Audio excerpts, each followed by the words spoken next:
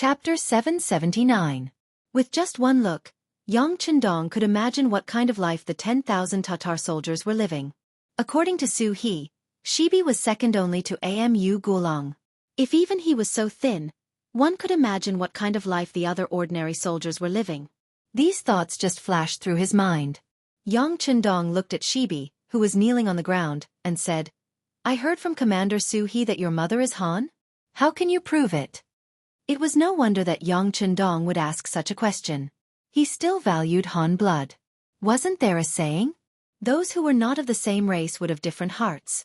If it could be proven that Shibi was really a Han descendant and had the ability, he could be put in an important position. She did not expect Yang Chendong's first question to be this. She seemed to be a bit surprised that she was willing to part, but her expression quickly regained its calm. She then used a perfectly articulated voice to reply, "Duke of Loyalty and Courage, my mother once said that her ancestral home was from Suzhou. My mother's ancestors even had some wealth. However, because they later offended someone, the entire family was sent to the border. In one battle, the city was broken into. My mother also became a spoil of war. Later, she was snatched by my father and gave birth to me." After a series of explanations, Shibi smiled bitterly. "My parents are now gone. I know that there is no way to find out. However, when I was young, my mother liked to hum some Suzhou tunes when she was free. I unintentionally learned some. Now, I will sing it for Duke of Loyalty and everyone." Shibi didn't care if anyone was willing to listen. He started to sing. Although there were no instruments, even if he sang without the help of instruments, it still had a special charm. When Yang Chendong heard this, he roughly determined Shibi's identity. He had heard Suzhou songs before. In the past, Lady Shui and Lady Xiang had often played them in front of him. Although Shibi was limited by the condition of his voice, the charm of it had been sung by him. This was very difficult. Think about it, if he didn't really hear about it or was influenced by it, why would a Tatar cavalry learn such a useless thing? Moreover, if one looked closely at Shibi's face, they would notice that he was different from the Mongols. For example, his skin color and expression were similar to many Han people. Not to mention, the Great Ming Dynasty and the Mongols had been at war for many years. There were many cases where the Great Ming Dynasty was involved in the war. Yang Chendong didn't have any doubts about his mother's identity as a Han, so he nodded. "Okay, you don't have to think about your background. General Su He said that you have extraordinary abilities. How can you prove it?" "Hee hee." Shibi chuckled. "Commander Su He is too kind. Actually, I'm just a captive. How could I have any ability? It's just that I have a different view of the current situation compared to others." The first part was just a polite remark. The second part was the most important thing. Naturally, it attracted Yang Chendong's curiosity. "What do you think of the situation?" "Yes," Shibi solemnly replied and said, "During the day, I was fortunate enough to meet Commander Su He. We talked about the mercenary army. In my opinion, the mercenary army's growth is inevitable. In fact, no one can stop it." "Why?" Yang Chendong asked in a concise manner. "There is only one reason. The Duke of Loyalty and Courage is sincerely thinking for the common people. That's enough." His face was full of confidence. If one looked closely, there was even a sense of heroism. Shibi's voice became louder and louder. "Looking at the entire grassland and even the world, there are countless people who claim to be working for the common people. However, how many of them can do it? On the grassland, the tribes are constantly fighting. Today you fight me. Tomorrow, I fight you. The day after tomorrow, they fight you. In the end, it's all about fighting for resources and money. Who has truly thought for the common people? Who has seriously considered that what the common people really want is peace? Look at the Great Ming Dynasty. It seems that the land is tens of thousands of miles long, and there are many people. However, how many of the common people are able to have enough food and clothing? Are they truly satisfied? Especially in recent years, after the Great Ming Dynasty was divided into North and South, the people in power thought about how to unify the world and leave their names in history. In order to achieve these goals, they can only compete with the common people. They snatch gold, silver, and even rations from the common people. However, they don't know that doing so has already made them lose the hearts of the people. Even if they can unify the world one day, it will only be a temporary glory. They don't know that the common people are the foundation of a country. Only when their lives are truly good and their hearts are at peace will the world be stable. Among them, many have long forgotten that water can carry a boat, but it can also capsize a boat. At this time, Spai was more like an old master talking about the general trend of the world. Many of the things he said were reasonable and well-founded. Even Tiger's Mane and Beta Persei, who were standing on both sides of him, nodded their heads in approval from time to time. Not to mention Yang Chendong, who was sitting at the head of the table. This was the first general he had come into contact with who put the hearts of the common people first. In the past, there were also people who talked about the hearts of the people. For example, Yu Qian was such a person. He cared about the lives of the common people very much and cared about their thoughts. Therefore, this person became the castellan of Qiqian city. Facts had also proved that this person had done a very good job and had solved Yang Chendong's worries. And now, another person had appeared. It was conceivable that once Yang Chendong recognized this person's ability, he would be entrusted with an important task. That's right. At some point in time, Shibi had stopped his long-winded speech. His entire aura changed as well. He once again assumed the appearance of a sinner. He knelt there with his head lowered, looking like he was waiting to be dealt with. However, Yang Chendong's voice also sounded. He finally understood why He would rather not give him any benefits and bury Amu Gulong properly. It seemed like he also saw that Spai was a talent. Yes, Spai. You indeed have different knowledge from others. Since it's like this, are you willing to join the mercenary army? Yang Chendong said with a straight face. In ancient times, common people were not that important. Although there were many people who would often say it, reality had already proven that there were not many people who could really do it. This made Spai's gaze even more shocking. Sinner is willing. But Sinner still has a request. Spai's heart calmed down. He knew that his view should be the same as Yang Chendong's, so he took the opportunity to raise a request. Logically speaking, since he was already a sinner, he should not raise any conditions. However, it was obvious that Yang Chendong was in a good mood. Previously, He had fought a battle, so Yang Chendong was not angry. Instead, he chuckled. Pass down the order, collect Amu Gulong's corpse and bury it properly. Allow 8,000 captives and the common people in the city to watch the ceremony. Considering that they have been malnourished for a long time, let them return to the logistics team of the first city and join the construction team. Let them work while recuperating. After they recover their fighting strength, we will consider joining the army. This matter will be handed over to Division Commander Tiger to handle. Yes. Tiger's Mane hurriedly lowered his head and replied. Thank you, Duke of Loyalty. I have nothing else to ask for. I am willing to join the mercenary army and will never regret it. Without waiting for him to speak, Yang Chendong had already satisfied all his conditions. He immediately kowtowed to the ground again, indicating his determination. Ha ha ha, Yang Chendong laughed loudly. It could be seen that he was really happy this time. Tulu City had been breached, so there was no distance between Yang Chendong and Baiming. Looking at the road to Xian Mansion, the situation seemed to have become even more complicated.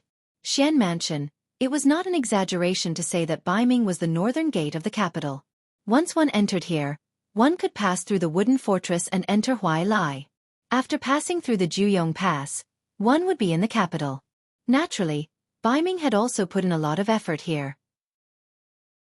He had arranged for a large number of troops, and the command center of the Wanquan Metropolitan was in Xian Mansion. The Wanquan Metropolitan was the same administrative level as the New Ergon Metropolitan. Metropolitan Commander Shi Wanshan was a second-rank military official in the Imperial Court.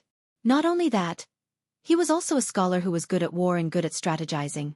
This had to do with Shi Wanshan's background.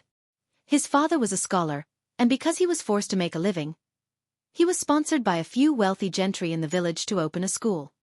He only taught the children of the village, but he was truly capable and knew a lot. Whenever he spoke of something, others would quickly understand and accept it. It was precisely in this environment that Shi Wanshan had slowly grown up. Influenced by what he saw and heard, he began to understand many principles. He had originally wanted to follow his father's example and rely on what he had learned to obtain scholarly honors so that he could contribute to the Great Ming. In truth, when he was only a teenager, he had inherited his father's mantle and become a scholar. He seemed to have a bright future ahead of him, but at this time, an incident occurred that changed the course of his life. In the second year after he became a scholar, a group of passing bandits suddenly attacked the village and killed many people. At that time, his father and family all died under the blades of the bandits. Because he was still young, he was taken away by the bandits as a laborer. In the end, he went up the mountain and became a coolie in the bandits' lair. There were dozens of young people who were taken up the mountain with him. In such an environment, they were scared to death. However, Xianxia was the only one who was not afraid of power. He stood up and criticized the bandits for all kinds of wrong things, and even proposed all kinds of solutions. If one wanted to reason with the bandits, there was no difference between negotiating with the king of hell. However, he was amazing because he could still propose some solutions to the problem.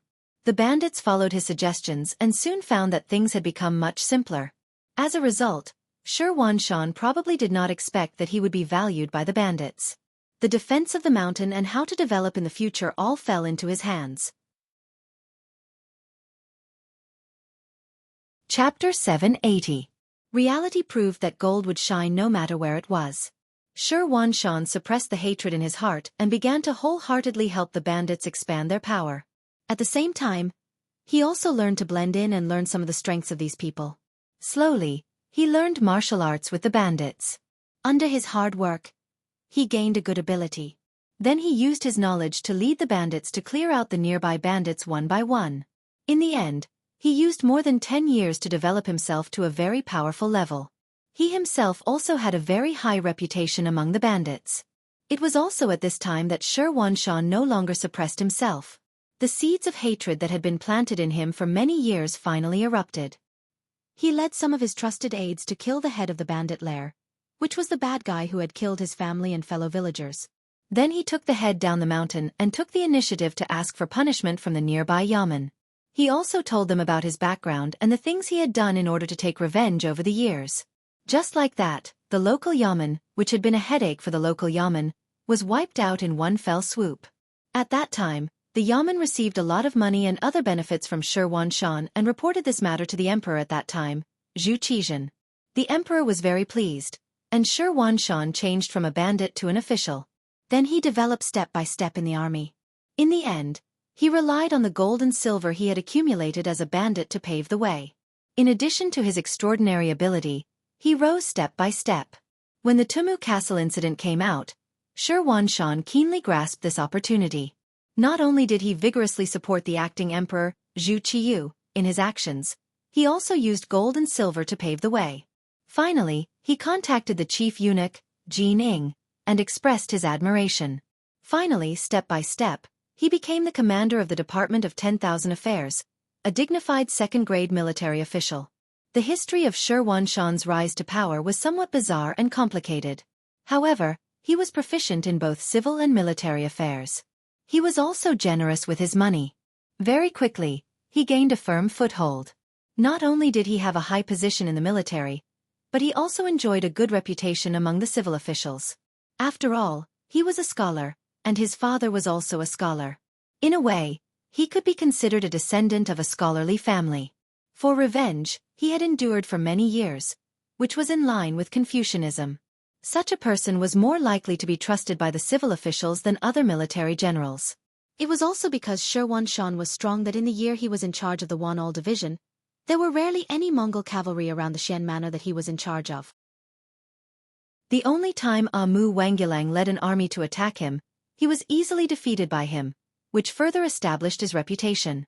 Xianxia was naturally overjoyed to be able to achieve such brilliant achievements at the age of 35. He always had a smile on his face and was called amiable by his subordinates. However, in the past few days, the smile on his face had obviously lessened by a lot and was replaced by a kind of worry. News of Talu's capture had already spread. This meant that he would no longer have to face the Tatar cavalry, but the mercenary army that gave him a headache. Xianxia had naturally heard about the mercenary army. It was precisely because of the appearance of this army that the northern Ming dynasty's regime was saved from collapse, allowing it to display its vitality once again. Although Xianxia had not taken part in the defense of the capital, he had still understood the situation from the mouths of many people. He had always thought highly of the firearms used by the mercenary army and the extremely strong military quality of the mercenary soldiers, and he was also somewhat fearful of them. The mercenary army had been tormenting the southern Ming Empire, and it was said that they had even conquered 2 small countries. Shi Huanshan had also paid attention to these matters, but because he was too far away, he did not feel much pressure. But now, the mercenary army was right in front of him. It was not something that he could avoid just because he did not want to. In the residence of the prefectural commander of Xuanfu City, Shi Huanshan summoned 2 of his deputies, Commanders Ancient River, a minor rank 2 general, and prefectural commander Ning Wenfeng, a major rank 3 general. The 3 of them were seated in a side hall, drinking wine. With Shi Huanshan's methods, it didn't take long for the 2 deputies to submit to him. It could be said that they listened to his every word. Therefore, when the 3 of them met, they didn't care about etiquette. This was also the reason why they met in the side hall instead of the main hall. You already know the situation. Tell me what you think. Shi Huanshan lightly tapped the jade table with his right hand, his gaze passing between Ancient River and Ning Wenfeng. What else can we do? After all, the Duke of Loyalty was conferred by the Emperor. Since they conquered Tulu City, it's the same as helping us conquer Tulu City. Send someone to take over the city's management rights. Commander Ancient River's voice was loud and clear as he spoke very casually. No. After he finished speaking, the commander Ning Wenfeng at the side immediately waved his hand. As his name suggested, Ning Wenfeng did not seem like an ordinary general. Instead, he had the elegance of a scholar. In fact, without knowing his position, very few people would associate him with a general. In fact, his skills on horseback were quite good. He was also someone who was both civil and martial. Back then, in order to subdue him, Shi Huanshan had spent a lot of effort. At the very least, he had put in more effort than when he had subdued Ancient River. It was precisely because he had put in so much effort that this person's abilities were proven. When Ning Wenfeng said no, Shi Huanshan slightly raised his eyebrows. His eyes flashed with an appreciative smile. It was clear that he already knew what the other party meant. Gu He, on the other hand, asked casually, "Can't? Why not? Don't tell me that the Duke of Loyalty dares to defy the Imperial Court's decree? No matter how powerful he is, does he dare to openly oppose our Baiming?" The words "openly oppose" already proved that Ancient River had seen through the mystery. He was not a stupid person. Thinking about it, if he was a stupid person, how could he become a second-rank military official? How could Shi Huanshan have spent so much effort to subdue him? Ha ha. Ning Wenfeng giggled in response to Ancient River's question. Knowing the other party's temperament, he knew that the other party was not targeting him and was just stating the facts. He continued, "Tulu City's location is very important, just like our Xian Manor. It can be considered one of the gateways for the Mongolian cavalry to enter our northern Ming. With them here, we only need to keep an eye on their movements to stabilize the situation. This is also the main reason why we have not attacked Tulu City for so long. Otherwise, a city defended by only 10,000 people, how hard do you think it is to chew on a bone?" When he said this, Ning Wenfeng's face was filled with arrogance. It could be seen that he was also a conceited person. The reason why they did not attack Tulu City before was because they considered the importance of its location. Once they broke through, they would have to face even more attacks and harassment from the Mongol cavalry. No matter how they looked at it, it was not worth it. Rather than taking down a useless city, it would be better to place it right under their noses. It would be safer. Ning Wenfeng's words received a nod from Shi Huanshan and Ancient River. Clearly, the 3 of them had the same opinion on this matter. Then Ning Wenfeng continued, "Now that the mercenaries have taken down Tulu City, we'll just give it to them. With them in front of us, we can sit back and do what we want to do without any worries. Didn't the commander say to the court that we want to form and train a new army?" Although we did not get a reply, we did not put in much effort and were only probing. I think we can increase our efforts and think about the practical problems. Ning Wenfeng's words could be said to have pointed out the current situation. What he said was very similar to Shi Huanshan's thoughts. This also caused the commander to laugh heartily. That's right, Wenfeng's words are extremely correct. With someone guarding the gate for us, we can free up our hands and do more things. How about this? I will immediately write a memorial and greet some of the important officials in the court. It should be time for the new army to train. In the Xian manor, they discussed and came up with a plan. They adopted the strategy of responding to changes by remaining unchanged and watching the situation develop with a smile. They wanted to use the mercenaries to guard the gate of Tulu City for them while vigorously developing and strengthening themselves. But what they did not expect was that the mercenaries, who should be stabilizing Tulu City and digesting the fruits of their labor, would brave the snow and come to the Xian manor. Of course, there weren't many mercenaries. At most there were only a few hundred of them. But among these few hundred people, there was the Duke of Loyalty and Courage. This was not a small matter. When he heard his subordinate report that the Duke of Loyalty and Courage had personally come to the city gate, Shi Wanshan, who was reading in the study, was shocked. He quickly put on his armor, called for his personal guards, and left the manor to go up the city gate tower. As he rushed up the city gate tower, Shi Wanshan was still puzzled. He could not understand why the Duke of Loyalty and Courage, who had taken down Tulu City, did not properly digest the fruits of victory there and strengthen the city's defenses. Why did he come to the Xian manor? What did he want to do? Shi Wanshan did not know that the so-called digestion of fruits, in the eyes of others, might be a long process. But in the eyes of Yang Chendong, who was already prepared, it was just a matter of a few words. He only needed to send the civilians who wanted to leave the city, as well as the captured Tatar soldiers, to the first city at the rear. The road from Tulu City to the first city had already been cleared by Lu Zhua of the 2nd Cavalry Regiment and the 3 new regiments, which could ensure the transportation of people and supplies. With this as a prerequisite, the distance of 700 to 800 li was not much of a problem. As for Tulu City, 2 battalions of soldiers were left behind to maintain normal operations. It should be known that it was winter, not a good time for battle. No one would easily have any ideas about Tulu City. Chapter 781. Yang Chendong only used 3 days to arrange all of this. Afterwards, he brought the Black Cavalry, the Wolf Fang Special Forces, and the Ghost Shadow Sniper Squad to Xiangshuan City. He was preparing to celebrate the new year in Baiming's capital this year. Since he had set his goal, he wouldn't change it easily. He only brought around 200 cavalry to Xuanfu City. Yang Chendong raised his head to look at the city that had been strengthened by Shi Wanshan and loudly announced his name. The Duke of Loyalty had actually come in person, causing the soldiers guarding the city to panic. They hurriedly reported the news. Then, all of the soldiers stared at Yang Chendong, who was wearing a red robe. They were both excited and somewhat fearful. Yang Chendong wasn't an ordinary duke. He had another nickname, the God of War. Facts had also proven that this person didn't disgrace this title. Wherever he went, all of the battles he fought were always victorious. This had even spread his name. Now that such a famous person had appeared in front of their eyes, it was reasonable for the soldiers guarding the city to be curious, excited, and even a bit scared. Shi Wanshan hurriedly arrived at the city. Ancient River, Ning Wenfeng, and the others had also just arrived. Immediately, everyone climbed up the city gate tower and saw the great Ming's Duke of Loyalty, Yang Chendong. Shi Wanshan had seen Yang Chendong from afar before, so he had some impression of him. It had only been less than 2 years.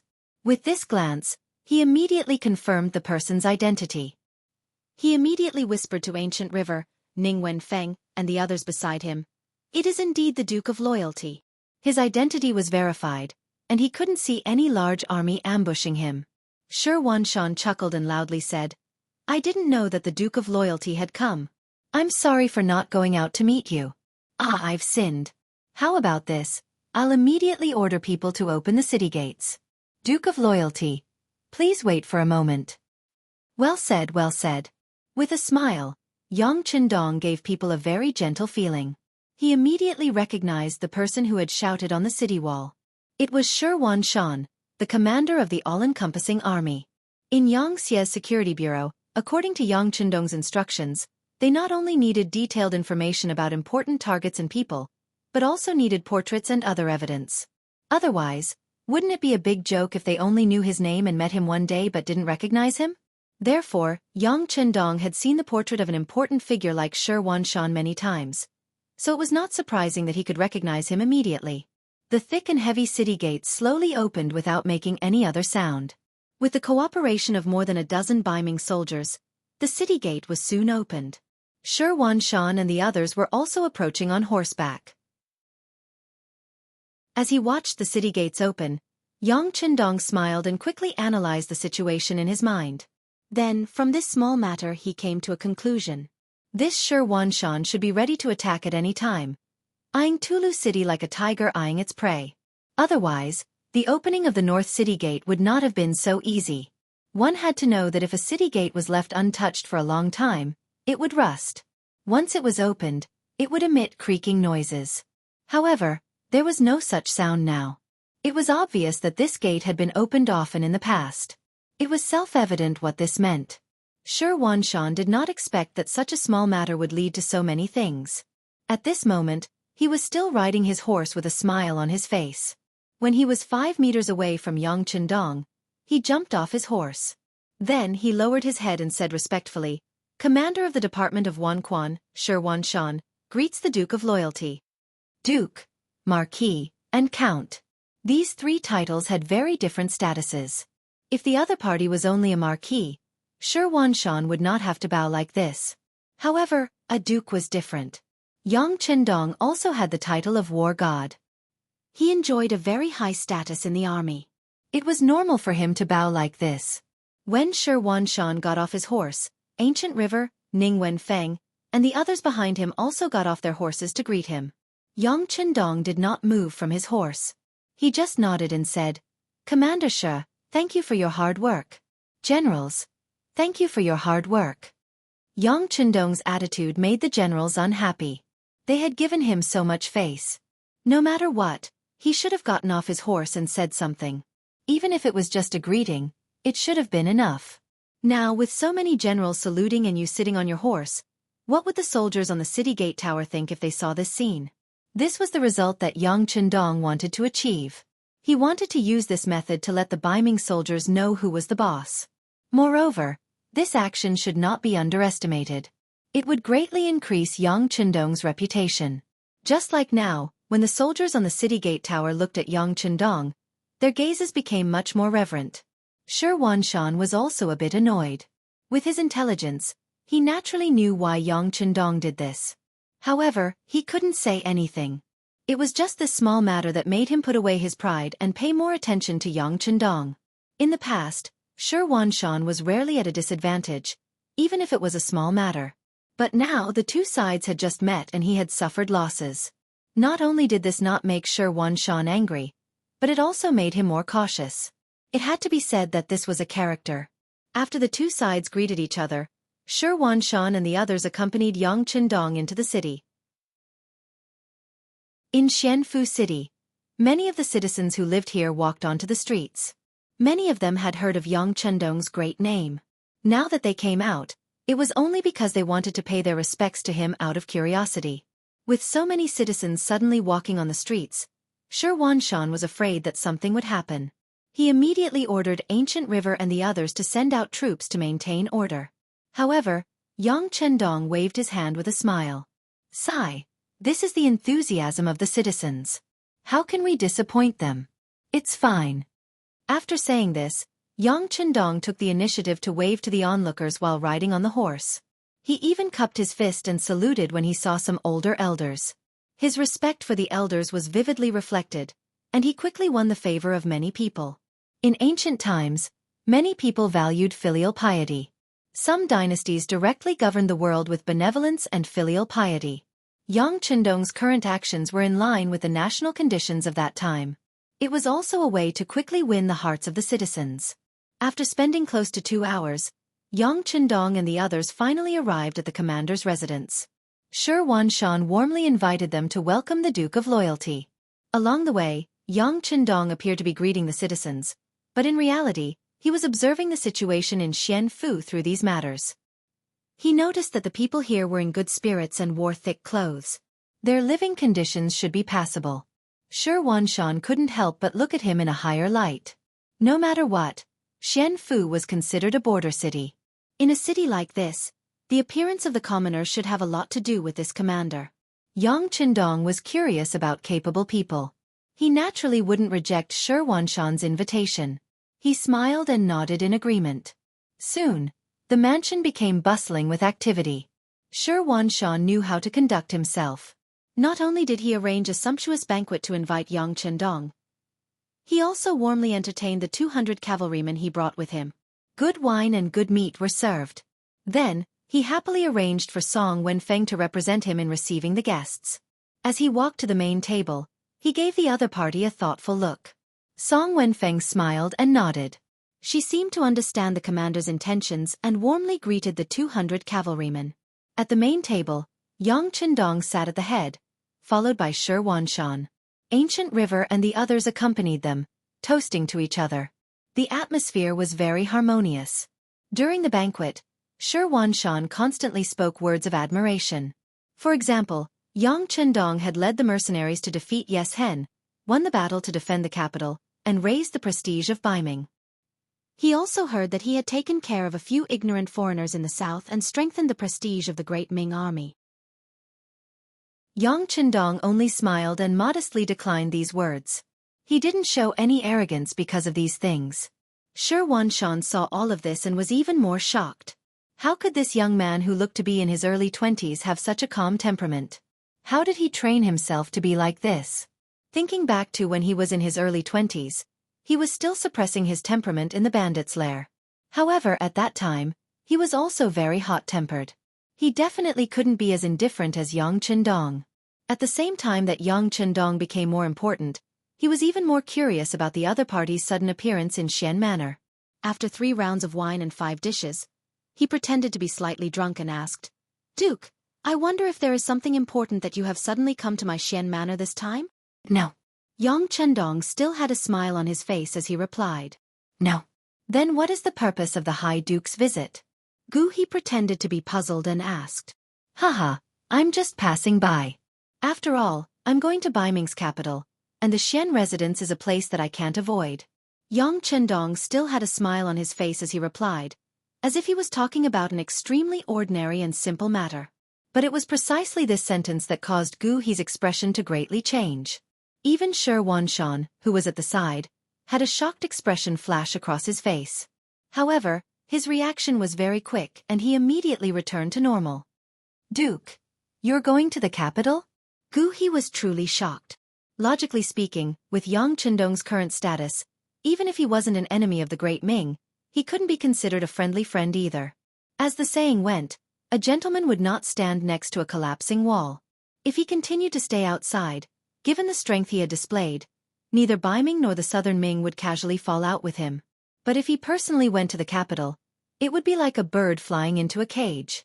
What would happen next would be beyond his control.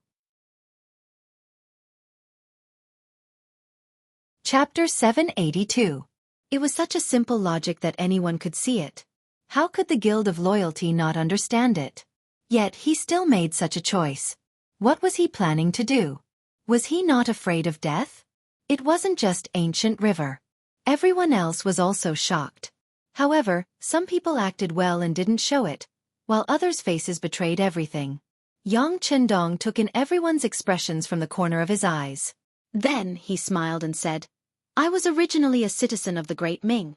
Last time, I returned to my hometown to pay respects to my ancestors. I was also requested by Emperor Ingzong of the Southern Ming dynasty. Moreover, Emperor Ingzong allowed me to go to the south. Now that my mission is complete, I naturally have to return to Baiming. Hee. I have a young village outside of Baiming's capital. There are still 2 madams there." What he said was incomparably natural and also a kind of truth. However, whether this was the truth or not, no one knew. Speaking of the young village 15 li south of the capital, there were very few people who didn't know about it. It was said that there were many people who wanted to pay their respects to it. However, it was said that the place was heavily guarded and outsiders were not allowed to enter. As for the 2 madams there, in the eyes of outsiders, they were just hostages. Now that Yang Chendong said that he was going home, naturally no one believed him. However, regardless of whether they believed it or not, since Yang Chendong said this in front of everyone, they naturally pretended to understand. The madams discussed this topic and raised their cups to drink again. What they talked about were all strange things. It was purely a topic of conversation at the table. The welcoming banquet lasted for more than 2 hours before it finally ended. Under Shi Wanshan's warm invitation, Yang Chendong and the cavalry stayed in the commander's courtyard. The residents had also cleared out the entire northern courtyard. There were dozens of rooms there and it was more than enough to accommodate these people. After Yang Chendong and the others entered the northern courtyard, they quieted down. Shi Wanshan saw that there was nothing else to tell him. He smiled and left, saying that he would come again tomorrow morning to pay his respects. Then, he returned to the eastern courtyard. Ancient River and Ning Wenfeng were already waiting there. How is it? After entering the side hall, Shi Wanshan found a seat at the head of the table and took a sip of strong tea. Then, his gaze fell on Ning Wenfeng. Earlier, he had intentionally sent this person to entertain those cavalrymen because he wanted to see if he could get any information from them. Unfortunately, Ning Wenfeng shook his head. Commander, those cavalrymen only ate. They didn't even take a sip of wine. From the beginning to the end, they didn't even say a few words. Their lips are really tight. We can't get any useful information. However, in the end, Ning Wenfeng still left something unsaid, which attracted the attention of Shi Wanshan and Ancient River. They all knew that something must have been discovered. However, through this banquet I discovered one thing, and that is that these cavalrymen seem to be treated very well. There are some big fish and meat on the table, and most of it is fatty meat. However, I found that they only eat lean meat. I think this is because they are used to eating such things. When Ning Wenfeng talked about this, he kept shaking his head. It was obvious that he was somewhat surprised in his heart. One must know that because the ancient people's living conditions were not good, and they didn't have enough oil. Under normal circumstances, fatty meat was more desirable. Only those who were used to eating fish would choose to eat lean meat. Just this alone was enough to explain a lot of problems. Shi Wanshan couldn't help but nod his head. The scouts have also reported that the meals and treatment of the mercenaries have always been very good. This confirms the authenticity of this matter. Ancient River, who was sitting there, saw that the two of them were talking about food. He couldn't help but say anxiously, "Hey, now is the time. Why do we still care about those things?" In my opinion, we should immediately send a large number of troops to surround the northern courtyard and capture the Duke of Loyalty. Then, we can hand him over to the Imperial court. That would be a great merit. No. When Ancient River finished speaking, Ning Wenfeng hurriedly shook his head to stop him. Originally, Shi Wanshan also wanted to object. However, when he heard Ning Wenfeng speak first, he didn't rush to express his opinion. Instead, he asked with a smile, "Wenfeng, why not?" "Commander, the Duke of Loyalty is not easy to deal with, especially the mercenaries under him. Even the Emperor is very wary of them.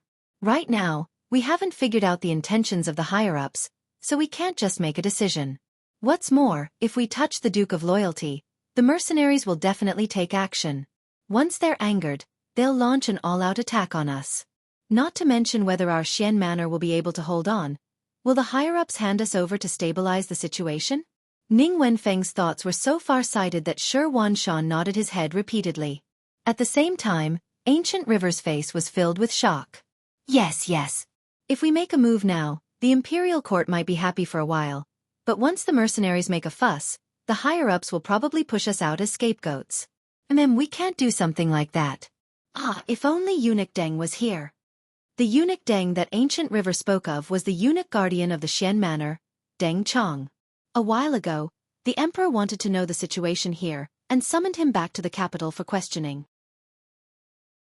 When it came to eunuch Deng, Ning Wenfeng had a different opinion.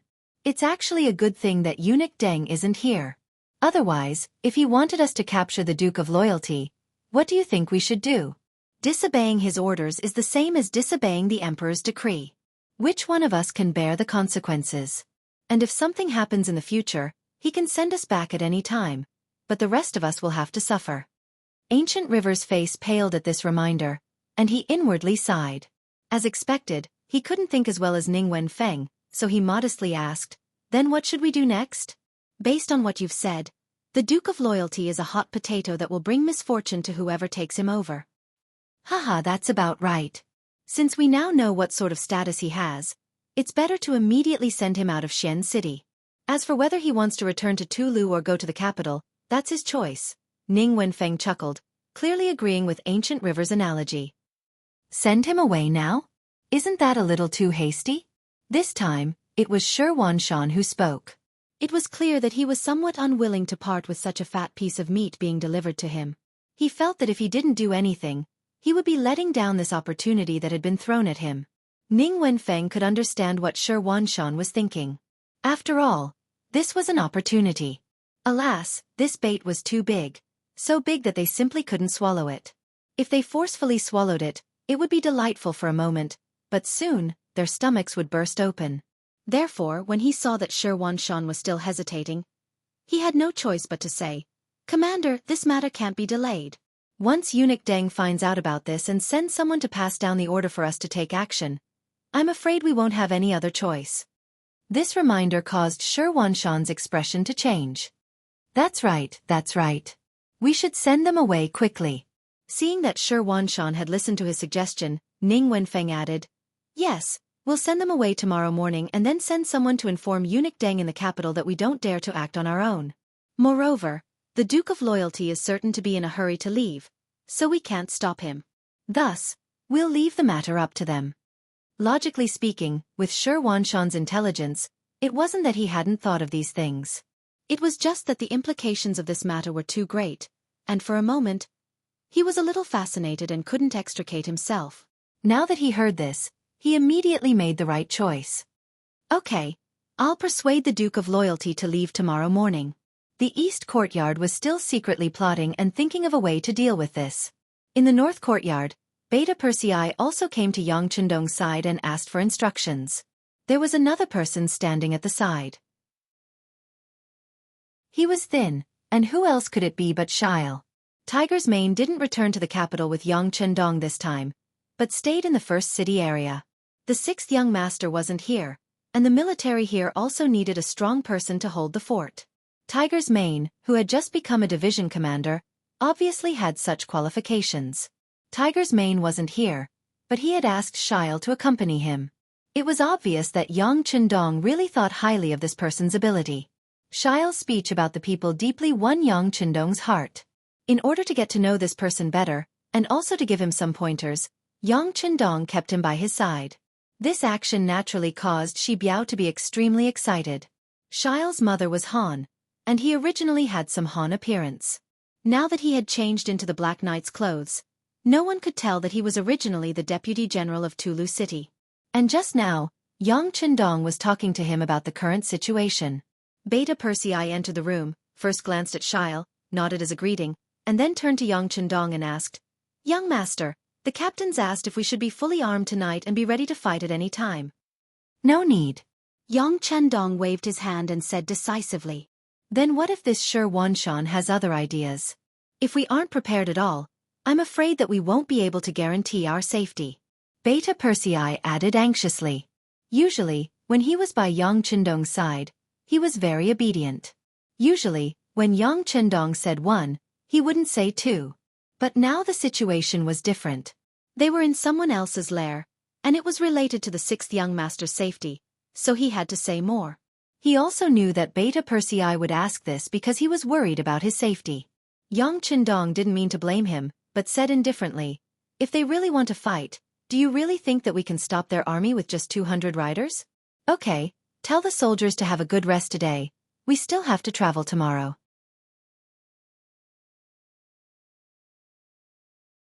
Chapter 783. Since Yang Chendong had said so, Beta Persei could only nod and say, "Yes, I will arrange it now." After Beta Persei left the room, Yang Chendong glanced at Shibi and said, "Continue what you were saying." "Yes." Shibi replied respectfully, before continuing with the previous topic. "We know a little about Shi Wanshan, he's a smart man. It is because of his intelligence that we will be safer. Unfortunately, the eunuch Deng Chong is not here, so no one can force him to do anything. So as long as he is not crazy, he will definitely not do anything to us." Shibi was indeed very capable.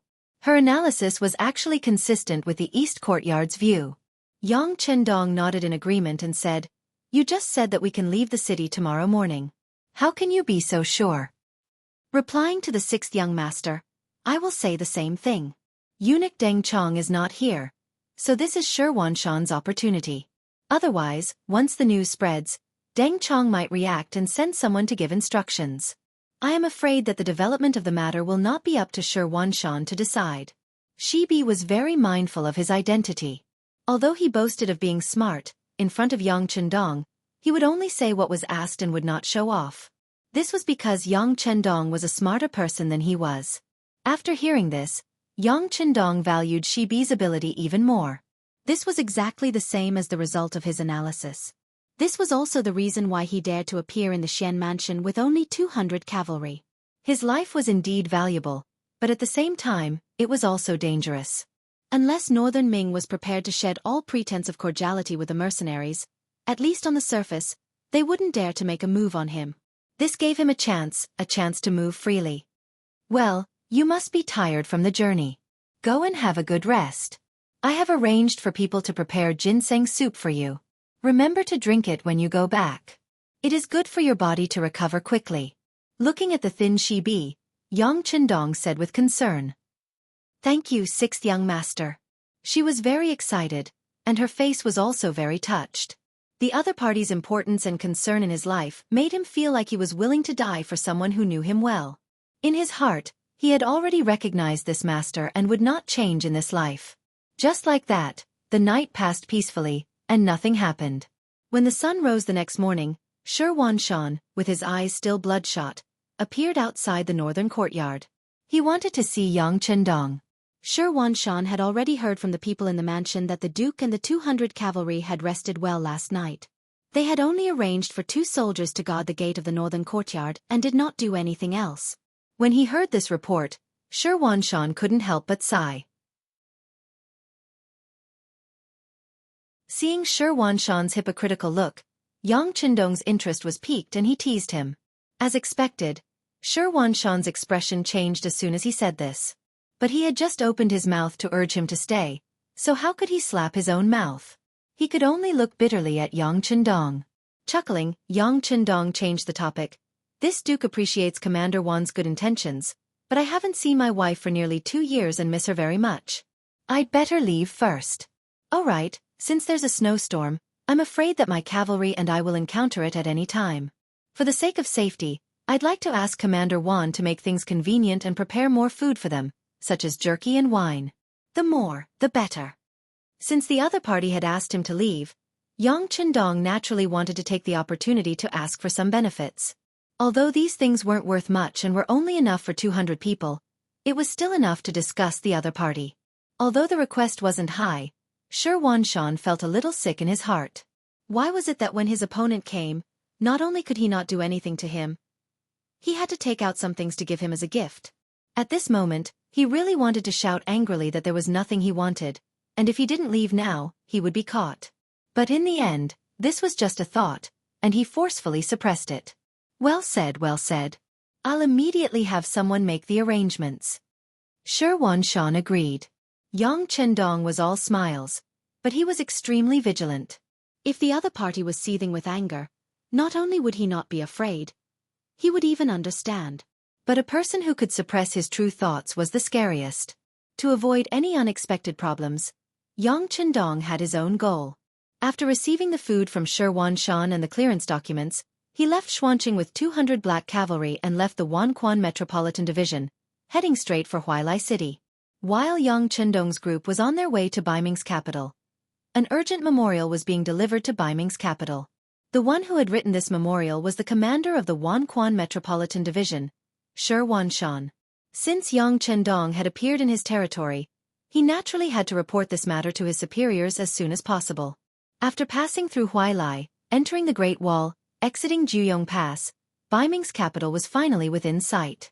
It had been nearly 2 years since they had parted, and when he thought about his 2 wives, Yang Chendong felt all sorts of emotions well up in his heart. In terms of time, it hadn't even been 2 years since he had left the capital to pay respects to his ancestors, but he had truly accomplished many things. He had defeated the Huang bandits, wiped out the Jiaoji and Lansong kingdoms, and now built a large city on the steppe. This seemed like an impossible task that would have taken many years, but he had accomplished it in a short period of time. Just this achievement alone was enough to leave his name in the annals of history. Even if he were to return home and become a wealthy man or a duke, he would still be able to live a carefree life. But when he thought about how there were still so many Han commoners wandering outside and being bullied by others, and how his descendants would be harassed by foreign tribes, their families destroyed, and they would be reduced to slaves and humiliated, Yang Chendong's heart madly thumped. Since he had come here by chance, he had to do some things. Otherwise, wouldn't he be letting down the heavens? At the very least, I've laid down the foundation. As long as I continue to develop normally, everything will be fine. Everything will change. Encouraging himself, Yang Chendong rode on his white dragon horse and raised its whip, increasing its speed toward Baiming's capital. Baiming's capital. It was still as bustling as ever. Crowds flowed through the streets, and the sounds of hawking could be heard. It was as lively and prosperous as the along the river during the Qingming festival. In contrast, the imperial palace of the capital was in chaos. Several junior eunuchs from the Bureau of Rites had hurriedly led their teams out of the palace to inform the important officials to discuss matters with the emperor. The main reason for this was the urgent report that Shi Wanshan had delivered. Emperor Zhu Qiyu had never imagined that the Duke of Loyalty and Courage who had given him such a headache and left him helpless would suddenly appear in the Xuanfu residence. Looking at the report from the commander of the Myriad Affairs Bureau, Shi Wanshan, he realized that this person's goal was the capital of Baiming.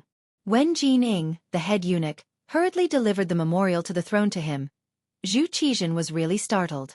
He almost jumped up from the dragon throne and cried out in alarm. Chapter 784.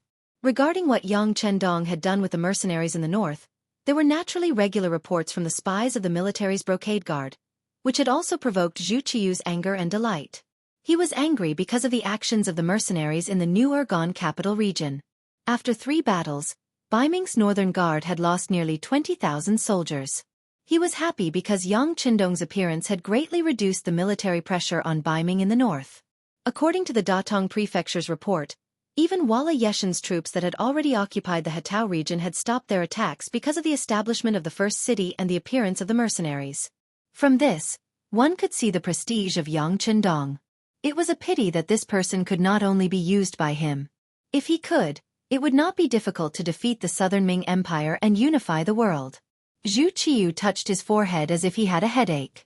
This small action was seen by Jining, who was standing at the side and serving him. He hurriedly asked with concern, "Your Majesty, are you feeling unwell?" "No." "Inform them. The officials should be here soon, right?" Zhu Qiyu shook his head. He thought about why the officials had not arrived yet and asked a few more questions. "I've already informed them. They should be here soon," Jining hurriedly replied. Then, he raised his foot and looked outside the hall. Although he could not see anything by doing this, he wanted to use this action to tell the emperor that he was also very anxious. They did not have to wait for long. Soon, a flurry of footsteps sounded outside the hall. Then the voice of a eunuch was heard. "Your Majesty, Minister of War Yiming has arrived. He requests an audience." "Your Majesty, Minister of Justice Su Yozhen has arrived. He requests an audience." All right. Call them all in." Jining had been looking at Zhu Qiyu from the corner of his eyes. Although he did not say anything, his face was already filled with impatience. Thus, he acted on his own initiative and shouted loudly outside. In a short while, the Minister of Personnel Wang Ji, the Minister of Revenue Jin Lian, the Minister of Rights Hu Chang, the Minister of War Yiming, the Minister of Justice Su Yozhen, the Minister of Works Shi Pu, and the Imperial Censor of the Left Chen Yi entered the Imperial Palace and stood in line. In less than 2 years, there were not many changes in Zhu Qiyu's regime. In reality, Baiming didn't seem to have any major issues, and its internal affairs were stable and united. But in reality, it was nothing more than a golden exterior. Zhu Qiyu's ascension to the throne was, after all, a special case. It wasn't a normal ascension to the throne, which caused many people to criticize him. In fact, it had already been 3 years since the defeat of Tu Mu, but there were still people mentioning that matter. The general idea was that since Ingzong was fine, he should have come back to be the emperor instead of going to the Southern Ming Empire to be the Southern Emperor. As a result, the powerful Great Ming Empire was split into 2 halves, and its strength was greatly reduced. There were still people who were doubtful about the position below his butt. For this reason, the Genie Guards and the Eastern Palace Guards contributed a lot and arrested a lot of people. On the surface, it seemed to be calm. But once a crisis was discovered, no one could be sure that no one would come out to make trouble. The military had been training new recruits and refining firearms, which were very expensive things. For a time, it caused the Beiming regime to be unable to make ends meet, so that many officials' salaries couldn't be paid in time, which caused many people to complain. External affairs. Needless to say, the southern Ming Empire seemed to be harmonious. But who knew what kind of thoughts Zhu Qizhen had for his brother who stole the throne? They didn't use it now because of the rampant foreign invasion. But once there was no foreign invasion, there would be a big war to determine the winner. Not to mention, because of the problems in the joint business, the kingdom of Wara was no longer as friendly as before. The other side had even sent troops to occupy the Hatao region, which made the western region restless. At this time, mercenaries came from the northwest, which made the situation more complicated. With all kinds of situations added together, Zhu Qiyu often felt a headache coming on. In such an environment, the ministers naturally didn't move if they could. Otherwise, it would only cause panic and other complicated situations to arise. 6 ministers and a censor of the left were standing in the main hall. They were all puzzled. They couldn't figure out why the emperor was in such a hurry to summon them. It seemed that they had just started the court meeting this morning. At that time, the emperor didn't say anything and just waited for them to return home. Their buttocks hadn't even warmed up from their seats yet, and now they were urgently summoned. Could it be that something urgent had happened? Thinking of this, the expressions of the 7 ministers changed. The first thing they thought of was that the Walla had attacked. Perhaps this was the only thing that could make the emperor so uneasy. Thinking about it, didn't Ingzong lose to Yeshen? As for why no one thought about the southern Ming Empire and the mercenaries, it was because in a sense they were on the same side. Now that the external threat had not been dealt with, there shouldn't be any internal problems. The expressions of the 7 ministers changed one after another, but they were all calm. No one said anything, waiting for the emperor's orders. Zhu Qiyu had long been used to this scene. He also knew that these ministers were all scheming people. Normal things wouldn't be able to provoke them. Good, since it was like this, he would make a move today to provoke them. Jining, let the ministers have a look at the memorial. Yes, Your Majesty. Jining agreed. Holding the memorial that Shi Wanshan had sent, she was the first to walk in front of the Minister of Personnel, Wang Ji. Minister Wang, please have a look. Since ancient times, the officials of the Ministry of Personnel were one level higher than the officials. They were also known as the heavenly official of the Ministry of Personnel. Thus, it was never wrong to let Wang Ji have a look first. Wang Ji nodded his head reservedly. Then, he took the memorial and began to read it. But in just a few breaths, his expression kept changing. It was obvious that this memorial must be about something important. Otherwise, the heavenly official of the Ministry of Revenue, who usually didn't show his joy on his face, wouldn't be so nervous and lose his composure. After about 10 breaths, Wang Ji returned the memorial to Great Eunuch Jin Ing. Then, the memorial was passed down to the Minister of Revenue, Jin Lian. His expression also changed, no different from Wang Ji's earlier expression. After another 10 breaths, the memorial continued to be passed down, and the same thing happened again and again. Zhu Qiyu sat high on the golden dragon throne, carefully observing the changing expressions on the ministers' faces. Every time he saw a minister about to lose his composure, he felt extremely proud. How is it? I must have scared all of you this time. Otherwise, when I lose my composure, you would always lecture me to calm down. Now look at all of you. How are you going to calm down? In a little more than 10 minutes, the 7 ministers had all read the memorial. Jin Ing returned to Zhu Qiyu's side and stood at the side. The Emperor of Dai Zong's voice resounded through the hall. Everyone has seen the news, yes? Tell me what you think. The hall was silent. No one immediately responded to the Emperor's question, as if they were still digesting the news they had just received. When Zhu Qiyu impatiently asked again, the Minister of Justice, Su Yozhen, finally stood up and said, Your Majesty, may this subject be so bold as to ask, is this news true? Could it be someone pretending to be the Duke of Loyalty and Courage?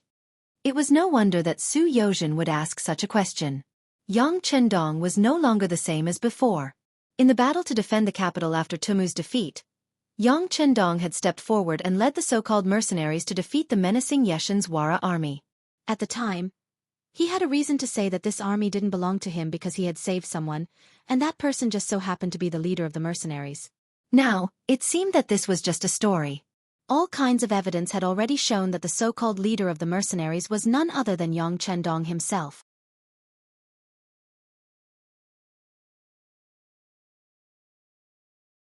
Chapter 785.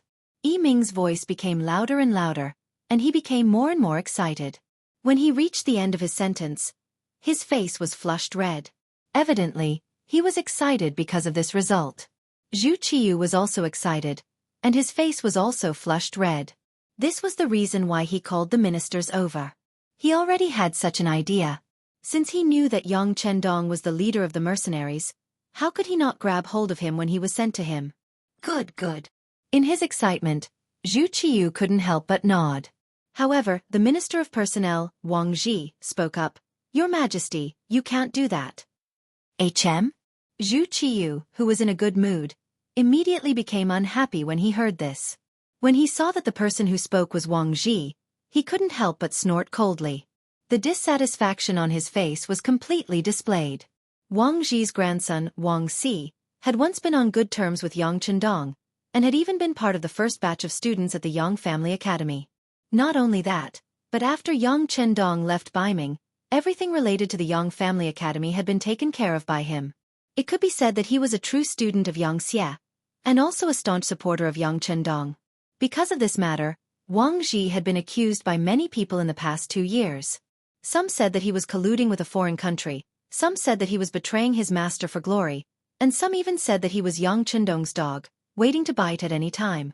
In the face of these accusations, Wang Ji had never defended himself. He just did his job obediently. He admired Yang Chendong, but he had never worked together with him. Recently, he hadn't contacted him at all. As the saying goes, if you don't do anything wrong, you don't have to be afraid of ghosts calling at your door. With this kind of mentality, Wang Ji still did things his own way. Daizong Zhu Qiyu was also dissatisfied with him, but because Wang Ji's ability was outstanding, under his coordination, the promotion and promotion of officials were carried out in an orderly manner, so he rarely had to worry about it. At this time, if it was another person, there might not be such good results. Not to mention, after being the Minister of Personnel for so many years, he had disciples all over the world. If he wanted to target Wang Ji, it would be impossible without a clear plan. It would only lead to chaos, and that was not what Zhu Qiyu wanted to see. However, not moving Wang Ji did not mean that Zhu Qiyu liked him. Seeing this person jump out so quickly at this time, of course he was unhappy in his heart. He only snorted coldly and did not reprimand him. This was already giving him a lot of face. Zhu Qiyu's face was filled with displeasure. Wang Ji was not moved by this. Everything he did was for the good of Baiming. He did not care about anything else. Even if he spoke now, it was for the good of Baiming. Your Majesty, you must not act rashly. The Duke of Loyalty has not committed any great crime. If we act rashly, what excuse can we use to control him? Moreover, if we act against the Duke of Loyalty, what will the mercenaries do? Will they attack us Baiming? Although we have more than half of the new recruits, their fighting strength is not fully formed. If we fight with the mercenaries now, it is difficult to determine the outcome. If we do this, we will only let others benefit from it, Your Majesty. There was no need for Wang Ji to explain the strength of the mercenaries. Who in the room did not know? If their fighting strength was too weak, how could they defeat Walla and force Yeshen to retreat? How could they defeat the Huang bandit army that gave the southern Ming Empire a headache so easily? How could they destroy Jiaoji and Lansong Kingdom so easily? Now, they had come to the northwest of Baiming. It was said that they had built a large city there and defeated Agadalji and Mabei Mongols, killing and capturing 70,000 cavalry. At the very least, this was not a result that Baiming's new recruits could achieve. Against this kind of enemy, everything had to be done carefully. Otherwise, the slightest carelessness would bring about a disaster. With such thoughts and concerns, Wang Ji immediately stood up. As soon as he said this, the other officials hesitated. The other ministers who wanted to speak also completely shut their mouths at this time. With their abilities, they naturally understood that Wang Ji's words were correct. If they killed the Duke of Loyalty, they would anger the mercenaries. The consequences of that would be unbearable for Baiming. At that time, Baiming would be destroyed and the Southern Ming Empire would unify the world. For these officials who were used to considering the gains and losses before doing anything, when they knew that using methods against Yang Qindong would bring about unknown consequences, they could not help but remain silent and suppress the excitement in their hearts. After Wang Ji made his stance clear, the other officials did not speak. It was as if they were shocked by the situation in front of them and needed time to think before making a final decision. Zhu Qiyu looked at the situation in front of him and knew that it was impossible for him to get a result. He could only say, "In that case, we will give you 3 days. After 3 days, everyone can write their thoughts into memorials for us to preview. For now, you can all leave." There was no coercion. It seemed that Zhu Qiyu also needed time to think about this before making a final decision. Fortunately, the memorials were sent at the speed of 800 li. It was unknown how much faster it was than Yang Qindong's 200 cavalry. They still had time to prepare. The 7 officials knelt on the ground and said, "Long live the emperor," before getting up and leaving. However, it could be seen that each of their faces was incomparably heavy, as if they had something on their minds. Wang Ji's residence. Not long after the minister returned, his grandson Wang Si walked into the main hall. "Grandfather, you have something urgent to talk to me about?" On the way back, Wang Ji had arranged for people to go to Yang village to inform his most valued grandson. Seeing that his grandson had rushed back so quickly, Wang Ji's face could not help but reveal a trace of gratification. Wang Ji had been the Minister of Personnel for many years. He could be considered an old official and had worked with the 3 Yangs before. It could be said that he had seen the ups and downs of aristocratic families. In the end, he learned something. If an aristocratic family wanted to continue to exist, it was useless to rely on a temporary imperial favor. Did you not see the glory of the 3 Yangs? But now, how many of their descendants would mention it? Of course, Yang Rong's youngest son, Yang Qindong, was an exception. Even until now, Wang Ji still couldn't figure out how this person made his fortune. How did he manage to create such a powerful mercenary army? A temporary imperial favor was not enough. If he wanted the family to continue to prosper, he needed more talents. As long as he had the ability with the help of the family, there would be a day when he would rise to the top. That was the way to continue to prosper. As such, Wang Ji had always placed great importance on the nurturing of the family's descendants. Wang Si was the most outstanding person in the 3rd generation. Based on Wang Ji's plan, this grandson would first train in some of the smaller departments. Once he had enough experience, it was inevitable that he would be entrusted with important tasks. But he never thought that the most valued grandson would be interested in Yang Qindong's Yang Shui and couldn't get out of it. He even threw his previous official position aside, using the excuse that he was not feeling well. He only focused on learning Yang Shui in Yang village and became a teacher. It was originally a good thing for his descendants to study and study. Once one's knowledge reached a certain level, one would be able to understand the world. Thus, one would not have to worry about not having a good future. However, Wang Si was learning Yang Shui, so everything was different. Even now, there were still many scholars in the capital who criticized Yang Shui. They felt that this was not the path of a saint, but an unorthodox path. It was a perverted technique that could not be used in the public. Regarding this, Wang Ji had always been hesitant. There was even a period of time when he wanted to intervene and have his beloved grandson leave the Yang family academy and return as an official. However, it was at this moment that news of Yang Qindong leading the mercenaries to victory spread. Even the faraway Jiaoji and Lansong kingdoms were annihilated just like that. Upon entering the capital with such results, Wang Ji immediately cut off his previous thoughts. He decided to take a look. Perhaps his beloved grandson Wang Si had made the right choice? It was because of Wang Ji's hesitation that Wang Si was able to become the temporary principal of the Yang family manor for the past 2 years. He was not affected by the outside world. However, he did not know that the real principal was about to return. It was destined that the Yang family manor and Yang family academy, which were gradually being forgotten by others, would be valued once more. To his closest relative, to his favorite grandson, Wang Ji did not beat around the bush. Sit down first. Listen to your grandfather tell you something. Seeing his grandfather's grave expression, Wang Si nodded and found the nearest chair to sit down. He looked at Wang Si in confusion, And then he quickly jumped up from the chair. "Grandfather, what did you say? The Duke of Loyalty has already passed the Xian residence and is heading to the capital?" It was no wonder that Wuxia was so excited. Although he was a teacher in the Yang family academy, he had a deep understanding of everything related to Yang Qindong. This was naturally due to the fact that his grandfather frequently sent people to inform him of the news, but more importantly, his actions had already gained the approval and trust of the two madams of the Yang family manor, so when there was any news, he would naturally know about it very quickly. And every time he received a piece of news, Wuxia would be excited for several days. This was especially so when he learned that Yang Qindong had led the mercenaries to destroy the two small kingdoms of Jianghu and Lansong. He had even thought of leaving the capital and looking for Yang Qindong.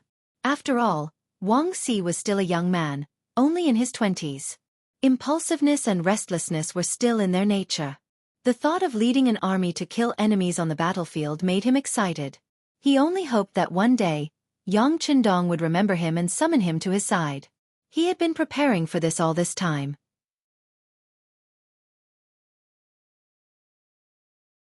Chapter 786. But to his surprise, this idea was about to come true. Yang Qindong was actually heading straight for the capital. He wanted to see his teacher. Perhaps in the future, he would be able to follow by his side and gallop on the battlefield? "Grandfather, how many soldiers did the Duke of Loyalty bring with him this time?" Excited, Wuxia looked at Wuxia expectantly. According to the report, there were only 200 cavalrymen following him. Wuxia replied without hiding anything. "Only 200 cavalrymen?" Wuxia couldn't help but frown and ask, "Did the emperor summon him back?" No, the emperor didn't have such thoughts, nor did he issue such a decree. It was all done by the Duke of Loyalty himself. Wuxia replied with a satisfied look in his eyes. Just from these two questions, it could be seen that his grandson was indeed a meticulous person and considered things very comprehensively. Wuxia didn't look at his grandfather's attitude towards him and instead lowered his head. After a while, he suddenly raised his head and said, "In that case, the Duke of Loyalty is in danger." His grandson finally thought of this. Wuxia chuckled. "That's right." "That's not right." Unexpectedly, Wuxia quickly shook his head. "There shouldn't be any great danger. If we can see it, the Duke of Loyalty will definitely be able to see it as well. But he still only brought 200 cavalrymen to the capital. This means that he should have something to rely on. It's just that I haven't thought of it yet." As expected of Wuxia's beloved grandson and someone that Yang Qindong had taken a liking to be able to think of this matter so quickly, just in terms of intelligence, he wasn't much different from some of the important officials. As long as he got rid of the impatience in his heart, given enough time, he would definitely become a great person. Wuxia was very satisfied, but at the same time, he was thinking of another problem. Since his grandson was so promising, as his grandfather, he had to ensure his safety. Return to the Yang family manor in a while and stay there. Before the Duke of Loyalty returns, you must not leave the manor. Do you understand? Grandson understands. Many thanks for grandfather's concern. Although there were still many things that Wuxia didn't understand, he still prepared to ask questions. But he also knew that his grandfather was saying all this for his own safety. Perhaps with Yang Qindong's current strength and influence, the emperor would not dare to do anything to him, but he could still deal with some of the people around the Yang clan. Unfortunately, he was one of them. After that, Wuxia asked a lot of questions. Regarding this, Wuxia answered every question and explained everything clearly. From time to time, one could see Wuxia nodding or looking relieved. He finally knew what Yang Qindong was relying on. The powerful mercenaries were his backing. Even the Daizong Emperor didn't dare to act rashly.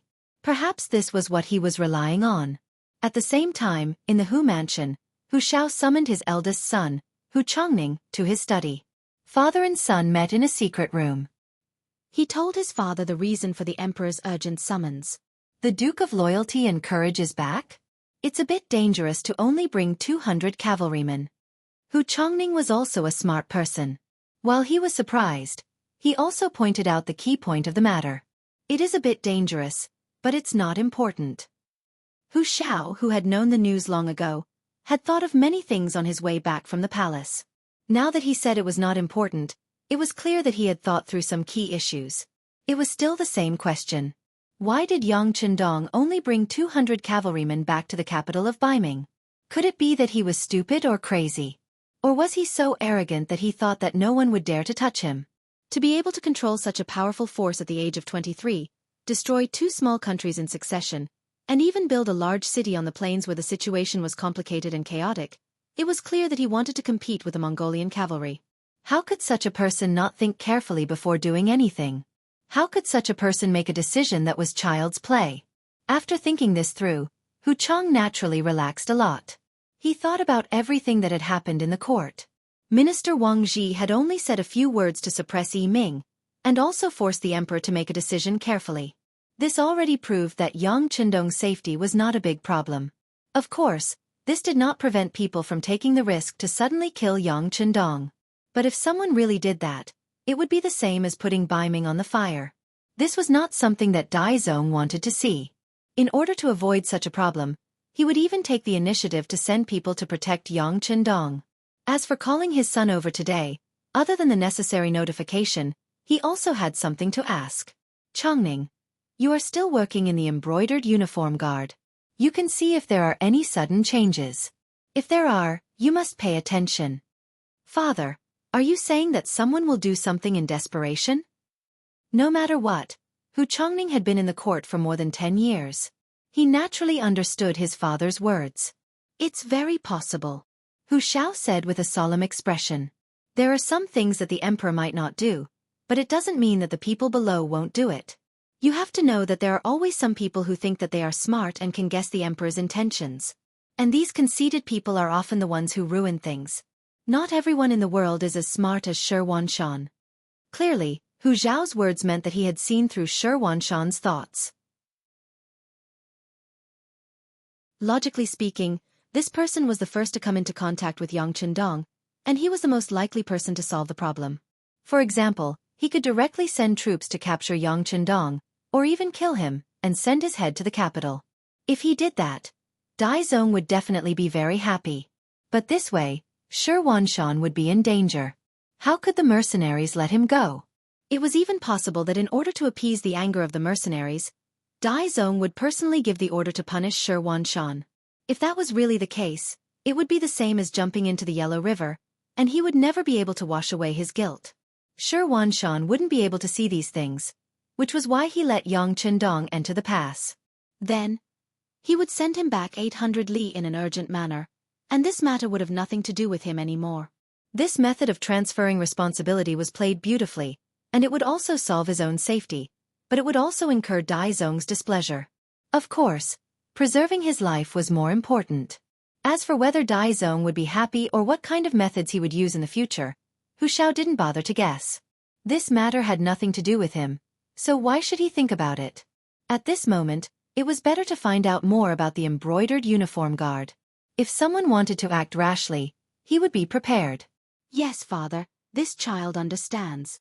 Hu Chongning understood his father's meaning and immediately expressed his attitude.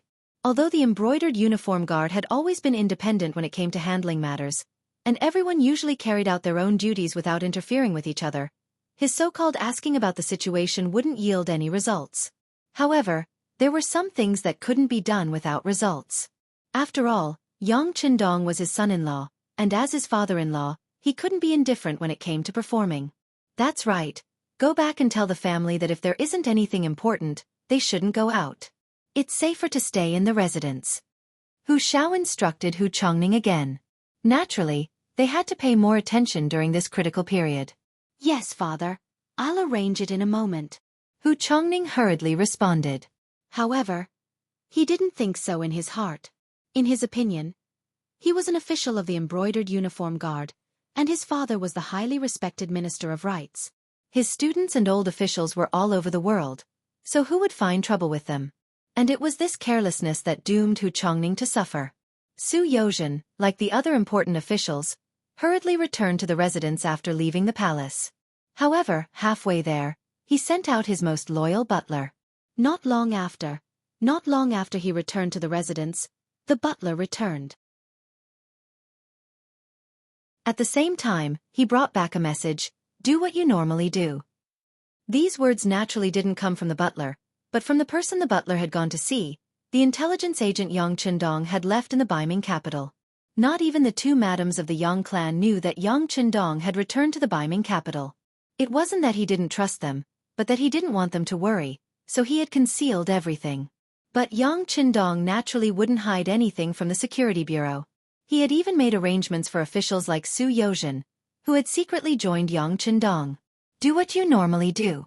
Su Yozhen repeated the words several times in a row. Her face was cloudy and uncertain. It seemed that the sixth young master had already made preparations, and for his own safety, he didn't need to intervene. Thinking about the various things Yang Chendong had done and the various miracles he had created, Su Yozhen wasn't as panicked. But thinking about his recent actions, and how he had even rarely contacted the people of the security bureau, would that incur the displeasure of the Duke of Loyalty? Su Yozhen was a smart person, and he was very good at judging the situation. It was precisely because of this that when he saw the new army in Baiming gradually taking shape, his attitude changed, and he wanted to join Yang Chendong's ship. But when he heard that the Duke of Loyalty was coming to Baiming capital, he hesitated. In the Imperial court, when he learned that Yang Chendong had only brought 200-some cavalry to the capital, he had been worried. Of course, only he knew whether he was worried about Yang Chendong's safety, or whether he was worried that he would be implicated if Yang Chendong was captured. For this reason, he had been worried the entire way. He couldn't understand why Yang Chendong would take such a risk in such a good situation.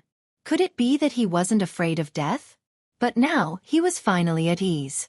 Since Yang Chendong had no intention of exposing him, he would just sit on the side and watch the show. He believed that since he had said so, the sixth young master wouldn't be in danger. In contrast to Su Yozhen's initial shock, Zhu Qiyu was glaring angrily at the three servants kneeling in front of him. These three were Great Eunuch Ji Ning of the Ceremony Directorate, Commander Lu Gui of the Brocade Guard, and Deng Chong, the eunuch guarding the Xian residence.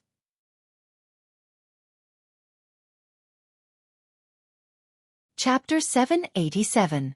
Deng Chong was the guardian eunuch of the Xian Manor, which was equivalent to patrolling the entire Xian Manor for the emperor. But now, Yang Chendong had safely passed through the Xian Manor without suffering any reprimand. Naturally, Zhu Qiyu would vent his anger on Deng Chong, the eunuch. Kneeling on the ground, Deng Chong trembled all over. At this moment, he hated Shi Wanshan to the core. The Duke of Loyalty and Courage had arrived in front of you, yet all you needed to do was speak and capture him, or even kill him. Why did you have to send him out of Xian City and into the capital? Wasn't this the same as trying to make the emperor look bad? Of course, at this moment, Deng Chong wasn't thinking about Shi Wanshan. In his view, whether the emperor was happy or not was always the most important thing. As for the officials below him, so what if they died? Servants would always be servants. Deng Chong was a member of the eunuch group. He was originally Jin Ying's subordinate. If a subordinate did something wrong, it was only right for him, the superior, to kneel and be punished. Moreover, Jin Ying knew that the emperor was not in a good mood, so she didn't show any anger as she knelt on the ground. Lu Gui, on the other hand, had a wronged expression. Deng Chong being punished to kneel was only right and proper. The problem occurred in your Xian Manor. You didn't resolve it properly and threw the problem in front of the emperor. If he didn't punish you, who would he punish? As for Jin Ying, she was Deng Chong's superior, so it was only right for her to be punished. But he had no relationship with Deng Chong, so why did he have to be punished? Wasn't this too unjust? He was angry, but he didn't dare to vent it. Lu Gui knelt there with his head lowered, cursing in his heart. Zhu Qiyu sat high above, looking at the three people kneeling in front of him. He snorted. Do you know your crime? This subject knows his crime, Jin Ying and Deng Chong hurriedly said. Just from the fact that they could call themselves subjects, one could imagine the power of the eunuch group. The two of them answered, and Lu Gui had no choice but to speak. This subject knows his crime. He spoke, but it was a beat too slow, causing his voice to be particularly conspicuous. What? Lu Gui, do you think you're innocent? Is your embroidered uniform guard really not at fault this time? The Duke of Zhongdan suddenly entered the Xian Manor. Did your people report it? Is there any way to deal with it? On the way out of the Xian Manor, there were countless checkpoints. What did the Brocade Guard do? Shouldn't I punish you? The emperor suddenly got angry and angrily scolded. Cold sweat flowed out from Lu Gui's head. Speaking of Yang Chendong's arrival at Xian Manor, the embroidered uniform guards stationed there were indeed aware of it. However, the problem was that before they could make any decisions, Shi Wanshan had sent Yang Chendong and the others away early the next morning, catching them off guard. As a result, by the time they wanted to send someone to follow them, there was already no trace of them. It was winter, and the northwest wind was blowing. The snow marks on the ground would soon disappear. Even the shadow of the person could not be tracked, so how could they take any action? But how could Lu Gui dare to say these words to the emperor? Wouldn't that prove his incompetence? At this moment, he could only obediently lower his head and accept the scolding. At this moment, he didn't feel so wronged. It seemed that it was natural for him to kneel here. The three people didn't resist or refute. Gradually, Dai Zong's anger dissipated. You all know what happened. Now, I'll give you a chance to make up for your mistakes. Who will tell me what you plan to do next? He was about to make a move. Lu Gui, who didn't perform well just now, quickly raised his head and said in a fierce voice, Your Majesty, leave this matter to this subject. I'll immediately send people to set up surveillance around the capital. I'll make sure that he's a corpse before he enters the capital. Moreover, I'll make sure that his hands and feet are done cleanly. No one will know. No one will know. Zhu Qiyu sneered. The Duke of Zhongdan has more than 200 cavalrymen by his side, and they all carry advanced firearms. Can you really eliminate all of them and not leave any trace? This. For a moment, Lu Gui didn't dare to make any guarantees. He already knew how powerful the mercenaries were. If it was just one person or a few people, it wasn't impossible to mobilize the elites of the embroidered uniform guard. But against more than 200 fully armed cavalrymen, if they wanted to deal with them, they would need to mobilize many embroidered uniform guards. Perhaps even 1,000 men wouldn't be enough. And once they mobilized more people, it would be extremely difficult to keep the news from spreading. The embroidered uniform guard had too many officials' family members serving in it. The various departments should also have people in them. To mobilize so many people without being noticed was basically an impossible task. After being choked by Dai Zong, Lu Gui lowered his head and didn't say anything. But this reminded Ji Ning that he had thought of something. Your Majesty, the Duke of Zhongdan isn't easy to deal with. If we don't hit him, we'll have to bear a great risk. But that doesn't mean that we can't touch the others. When Zhu Qiyu heard the first part of Ji Ning's words, his face showed displeasure. But when he heard the latter part, his spirit was lifted. He knew that this highly regarded head eunuch must have thought of something. Oh, tell me about it. Although we can't directly touch the Duke of Zhongdan, we can use other people to probe his thoughts. This way we can indirectly obtain some results. After all, the Duke of Zhongdan is Lord Yang Rong's youngest son.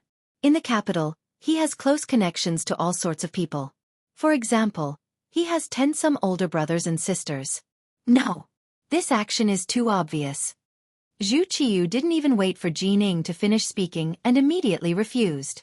Yang Chendong had older brothers and sisters in the capital, but touching them was no different from touching Yang Chendong. More importantly, this person could sacrifice his family. Baiming would not only gain nothing, but would also easily offend him. Ji Ning understood the emperor's meaning. Even though he had been interrupted, he didn't show any displeasure. On the contrary, he smiled and said, Just as your Majesty says, we truly can't use these family members. It's too obvious. But there are some people who aren't close to him, so we can use them to make a fuss. At the very least we can test his bottom line. Without any intention of making Dai Zong wait, he gave a name. This time, Zhu Qiyu didn't immediately refuse. Instead he fell into deep thought.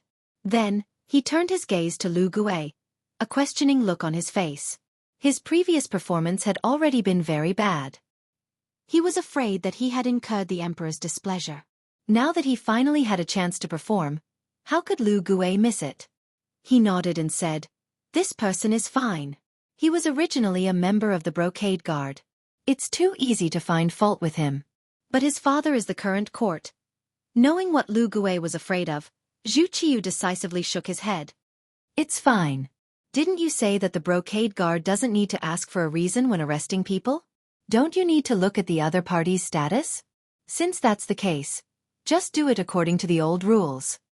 Understood. Lu Gui was naturally a smart person to be able to reach his position. He nodded and said, "Rest assured, Your Majesty. This subject will definitely handle this matter beautifully." Finally, there was a countermeasure. Zhu Qiu's expression relaxed a lot. No matter what, Yang Chendong had returned to the capital of Baiming. The initiative was in his hands. He should be worried about the other party, not himself. He also wanted to use this time to take a good look at the thoughts of these officials. He also wanted to know who to put in important positions in the future, and who to push to the side and be completely marginalized. Gao Shang, Bai Hu of the Brocade Guard, was the trusted aide of the Brocade Guard's town supervisor, Hu Chongning. Relying on his relationship with the Hu clan, Gao Shang was like a fish in water in the Brocade Guard. His relationship with his colleagues had always been good. This was only relative. Everyone knew that the family rules of the Brocade Guard were extremely strict. One moment, everyone could be drinking together, hugging each other's neck, and calling each other brothers. The next moment, the two of them would fight to the death. Although he knew of this rule, Gao Xing never thought that he would have such a day. Putting aside the fact that he had a big tree to rely on, the Hu clan had never lacked money thanks to the Duke of Loyalty. Often, the Tianwai Trading Company would send people to send them money and things. He also benefited from this. He did not lack money, and his lack of greed made his position extremely high. There would not be anything that could be used against him in the outside world. However, when Gao Shang, who believed that he was honest and had never done anything wrong, stepped into the Brocade Guard's main gate one morning, he saw 4 fierce-looking men surrounding him. His intuition told him that things were not good. As he shouted out his identity, he thought about how to get out of the gate and find another way. However, how could the embroidered uniform guards not think of this? Before Gao Shang could put his thoughts into action, the embroidered uniform guards surrounded him and pressed him to the ground without any explanation. Then, a black cloth was placed over his head and he was taken to the embroidered uniform guards' Imperial prison. 4 hours later at noon, when the streets of the capital were still bustling with activity, a group of embroidered uniform guards wearing flying fish robes, black gauze hats, imperial belts, and wielding embroidered spring sabers could be seen aggressively traversing the streets. This lineup caused many commoners and even some officials to hurriedly make way for them. This was the Brocade Guard. They did not need any evidence to arrest people. Sometimes, even when killing people, they did not need to follow so many rules. They really did not know who had offended them this time. Which family was going to suffer this time? The crowd made way for the Brocade Guard to walk past them. A few busybodies even followed behind the Brocade Guard, wanting to see what was going on. Not long after, they saw a scene that shocked them. This group of Brocade Guard actually came to the residence of the Minister of Rights, Hu Xiao, and loudly smashed the door.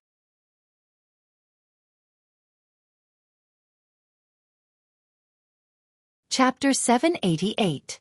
As the oldest of the officials, Hu Xiao had a large network of connections in the capital. Furthermore, he was upright, and could be said to be a person of virtue and prestige. The embroidered uniform guards must have eaten the wrong medicine to dare to behave so atrociously in the Hu estate. The commoners naturally wanted to watch the show, but a few minor officials were mixed in with the commoners, their faces filled with fear. They naturally knew what the Hu estate represented. Normally, they would not be able to form a relationship with it. They did not even have the qualifications to enter the Hu estate's main gates or side gates. Now that the embroidered uniform guards were about to make a move against the Hu estate, did this not mean that a huge storm was about to arrive? If this was the case, it would affect which side they should take in the future. Of course, this was also a great opportunity. The embroidered uniform guards did not care about what the commoners thought. They were only here to complete the mission given to them by their superiors. After a round of banging on the door, the guard opened a small crack in the door.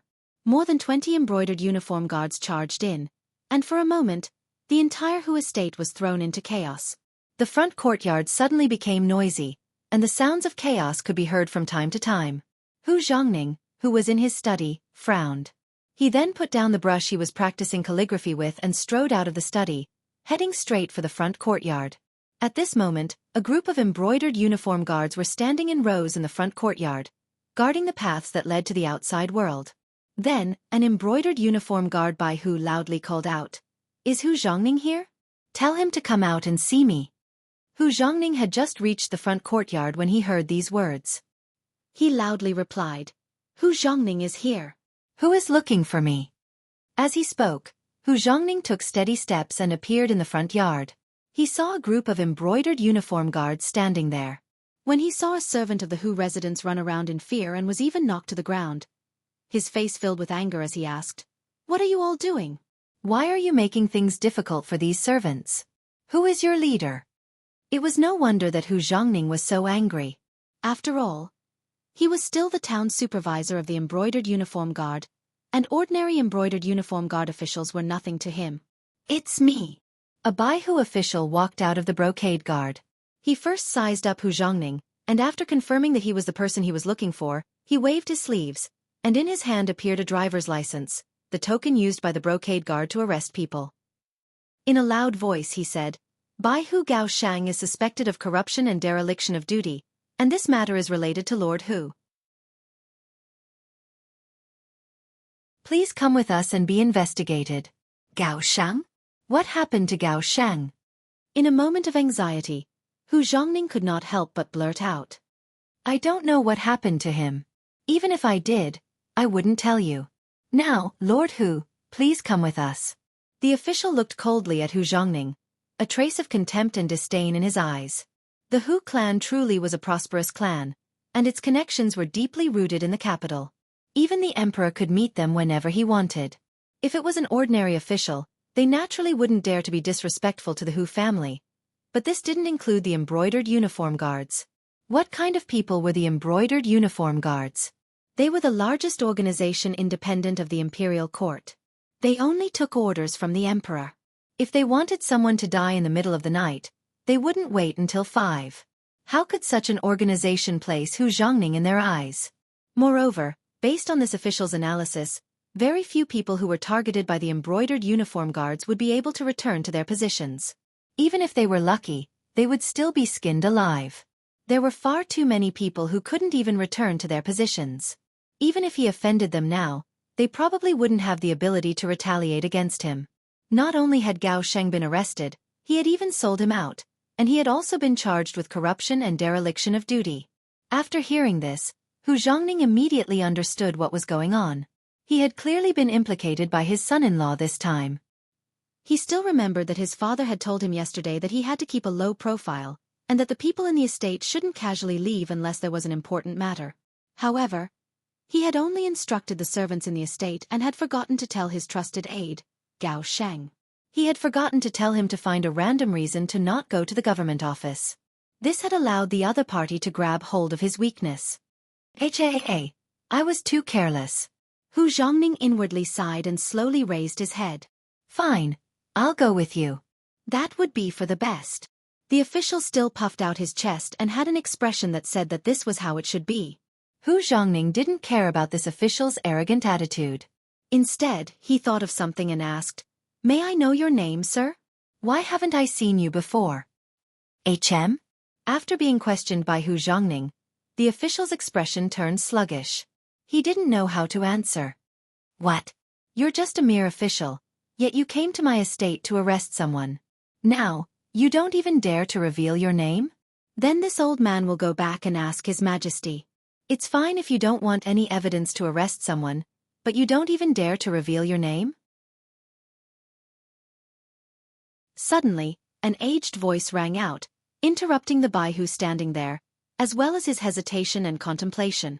The person who had come out was naturally the current Minister of Rights, Hu Xiao. Such a huge matter had happened in the front courtyard, and the embroidered uniform guards had even killed their way into the estate to cause trouble. As the true master, how could he not show himself? At this moment, not only did he walk out, his face was filled with anger. Obviously, no one would be able to remain calm when they saw their son about to be captured. The official was momentarily stunned by Hu Xiao's imposing manner. He immediately blurted out, "This official Tong Lai greets Minister of Rights." This official was recently transferred back from the lower ranks. This time, I was only acting on orders. I hope Minister of Rights can forgive me. Tong Lai was so polite partly because he was affected by Hu Xiao's authority, and partly because he wanted to use this opportunity to make a name for himself.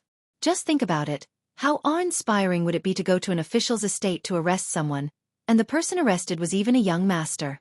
What was the difference between doing such a thing and not leaving one's name behind and traveling at night in brocade clothes?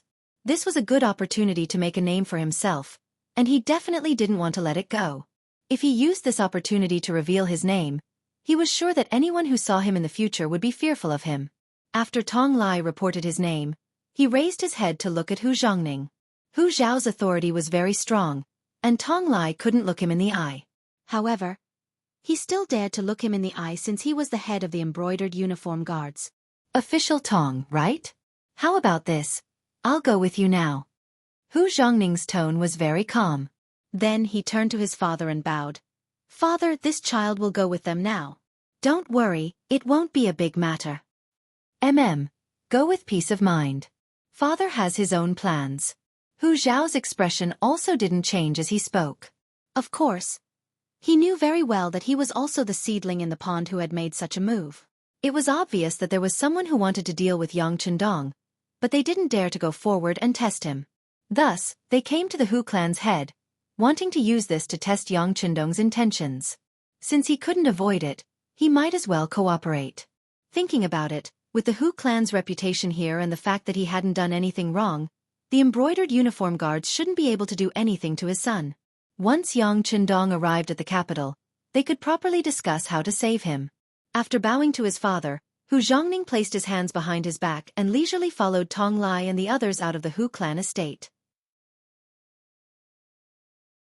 Countless people outside the Hu clan estate saw this scene, and the news quickly spread throughout the capital. Logically speaking, when the brocade guard wanted to capture someone, they didn't need to create such a big commotion. But this time they did. This was also Commander Lu Gui's intention. He wanted to use this method to tell Yang Chendong, who was about to enter the capital, that his father-in-law had been captured by them. Could it be that he was still indifferent? Even if he didn't want to get involved in this matter, everyone in the streets now knew about it. If he didn't do anything, it would have a massive impact on his reputation. One could say that this was an attempt to coerce Yang Chendong, and he had no choice but to respond. Hu Zhongning had been captured, and regardless of the reason, it was a fact that he had been taken away in public. As a result, the entire capital was shrouded in an extremely uneasy mood. Even after 3 days had passed, the emperor still had not summoned any of his important officials to discuss how to deal with the Duke of Loyalty. From this, it could be seen that the emperor already had a plan. And this was the truth. Hu Zhongning's capture had been a ploy by the enemy, and now it was up to Yang Chendong to deal with it. After all, he had more than 200 black cavalry with him. Although they were all nimble brothers, even if the men could endure it, the horses couldn't. Moreover, their equipment was heavier than that of ordinary cavalry, so they could only make stops along the way. By the time they passed Juyong Pass and finally reached the foot of the capital, half a month had passed. In the distance, they could already see the lofty walls. Yang Chendong took in a deep breath. After more than a year, he was finally back at the foot of the capital, and he felt rather emotional. After all, his status was completely different from before, and the strength he displayed was also on a completely different level. Beta Persei excitedly asked, "Young master, should we enter the city first or go straight to the Yang clan manor?" Yang Si and Yang Lu were still in the Yang clan manor, and they had been extremely close to each other. Now that they were about to reunite, their joy was naturally indescribable. Let's return to the manor first. Yang Chendong had a faint smile on his face. It had been a long time since he had seen his two madams, and he had missed them greatly. He had left them here for more than a year, so he felt rather guilty.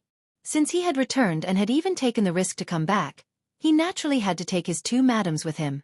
If not for this, he wouldn't have needed to personally return and make the various factions so nervous. The cavalry changed directions. Instead of entering the capital through the western gate, they circled around the city walls and headed for the Yang clan manor 15 li south of the city.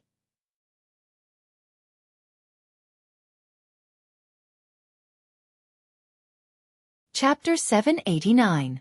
It was noon in the snowy Xianxia village. Smoke rose from the chimneys, and from afar, it looked like a paradise on earth. Ever since Yang Chendong left the Xianxia village more than a year ago, this place had been under military management. Yang Lu led a platoon of cold vanguard to ensure the safety of this place. Their muskets were loaded, and they were ready for battle at any moment. This string had been stretched taut for more than a year. Fortunately, Yang Chendong had won many battles outside. Good news came one after another, which further stabilized the position of this place. Ordinary rascals did not dare to come here to make trouble, so they passed by without any mishaps. But all this tranquility was broken today, when more than 200 black cavalry soldiers came from afar, causing the ground to tremble. The entire Xianxia village became extremely tense. Yang Lu immediately led a platoon of soldiers to the front of the village and formed a battle formation. No matter who it was, they would have to pay a heavy price to get close. It was no wonder that Yang Lu and the others were so nervous. A few days ago, news had come that the young master's father-in-law had been captured by the Imperial Secret Service and had not been released. This seemed to be a signal that Baiming was about to make a move, and they could not help but be nervous. But although his face was dark, the leader of the platoon, Yang Lu, was not afraid. This was because he knew that outside the village, around him, Xiao Feng was leading a platoon of cold vanguard soldiers to ambush him. If someone really wanted to harm the Xianxia village, he would appear with his army. The other two platoons of cold vanguard soldiers nearby would also come from all directions and attack together. Speaking of which, the Xianxia village did not have so many soldiers. In the past, Xiao Feng was only a company commander. However, not long ago, 6th Young Master had personally sent a telegram to appoint Xiao Feng as the regiment commander. Not only had he appointed him as the regiment commander, he had also sent him many cold vanguard soldiers who had excellent results in their training. They were all elite soldiers who wielded the 95 style. With the existence of this regiment of thousands of people, Yang Lu was confident in facing all enemies. The caravan was getting closer and closer. They had already slowed down.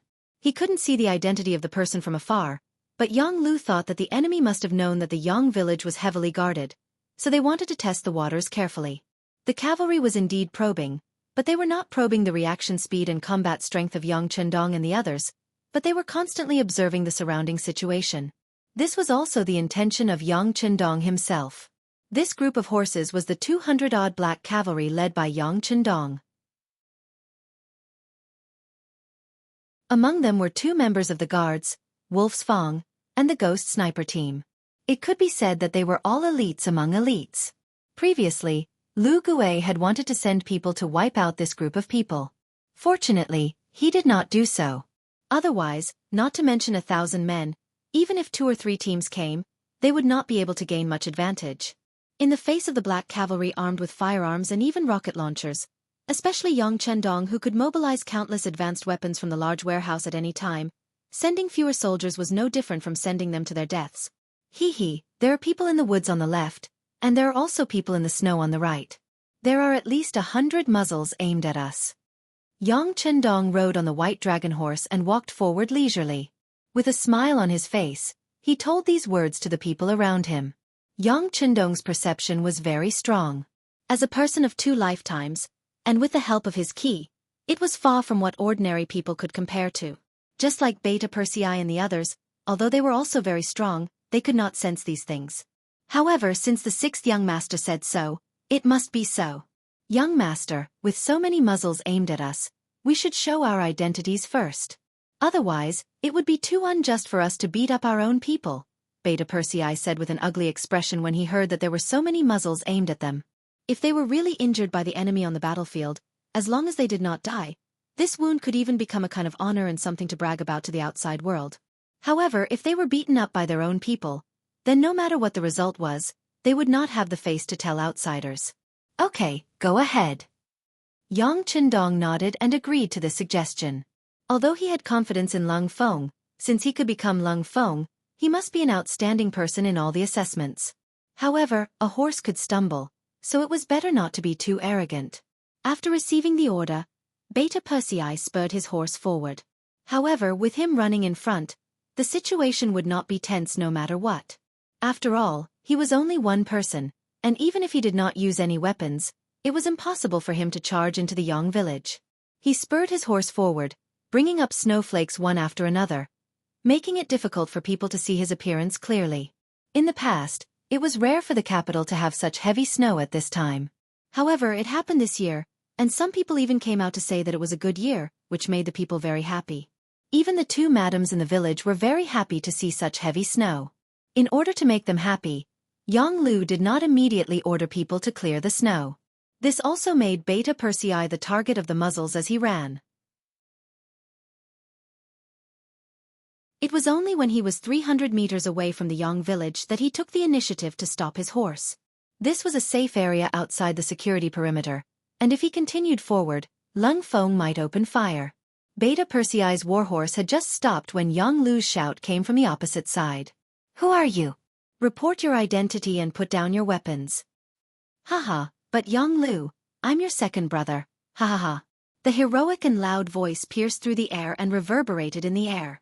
This roar was like a heavy hammer that smashed into the heart of Jianghu, who was holding a self-made loudspeaker and shouting. He was very familiar with this voice, especially that naturally loud voice, which was unique to Beta Persei.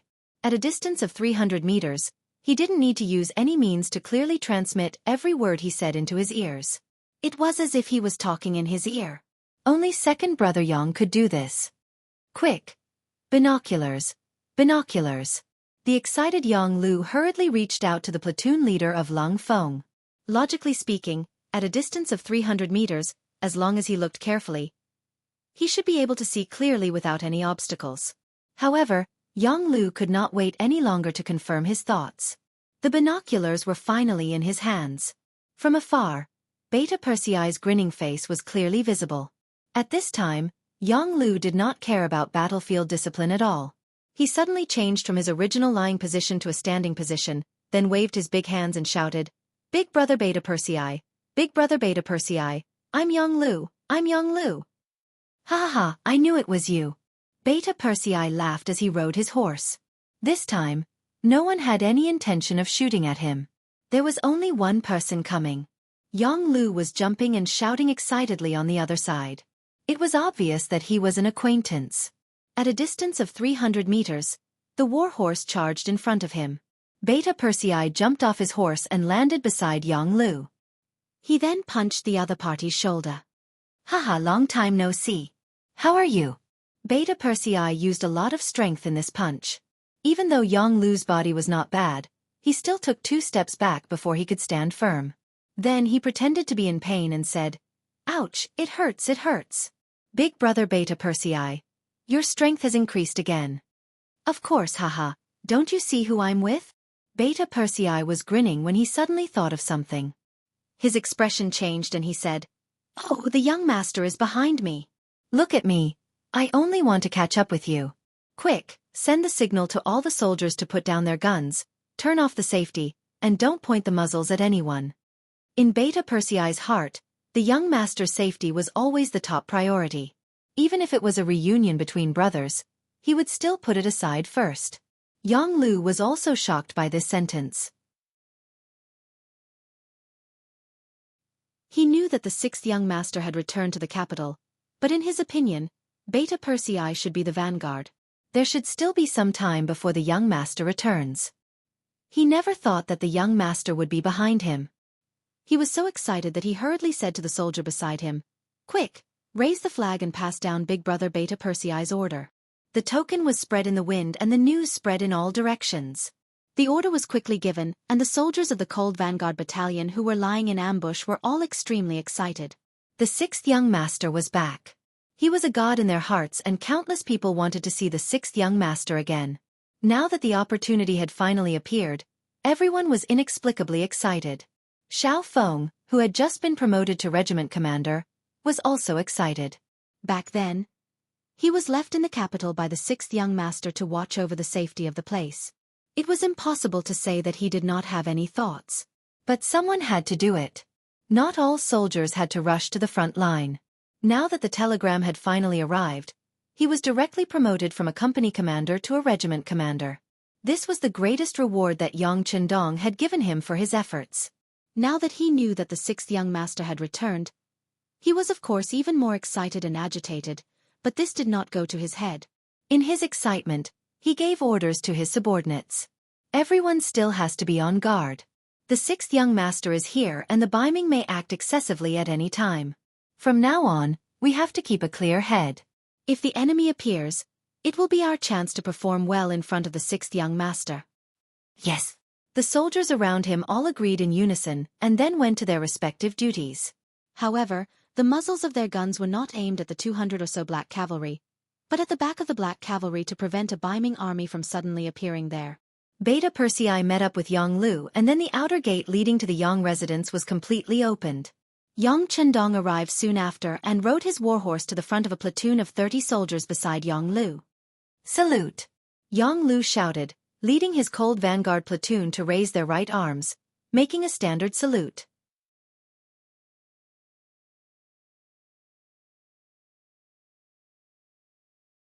Chapter 790. Yang Chendong dismounted from his horse and looked at the soldiers. He came to Yang Lu's side and nodded after returning the greeting. You've done well. Thank you for your hard work. Sixth young master. Thank you for your hard work. Yang Lu took the lead and shouted. He faced the soldiers of the cold front and returned their greetings. Then he tidied their uniforms to show his concern.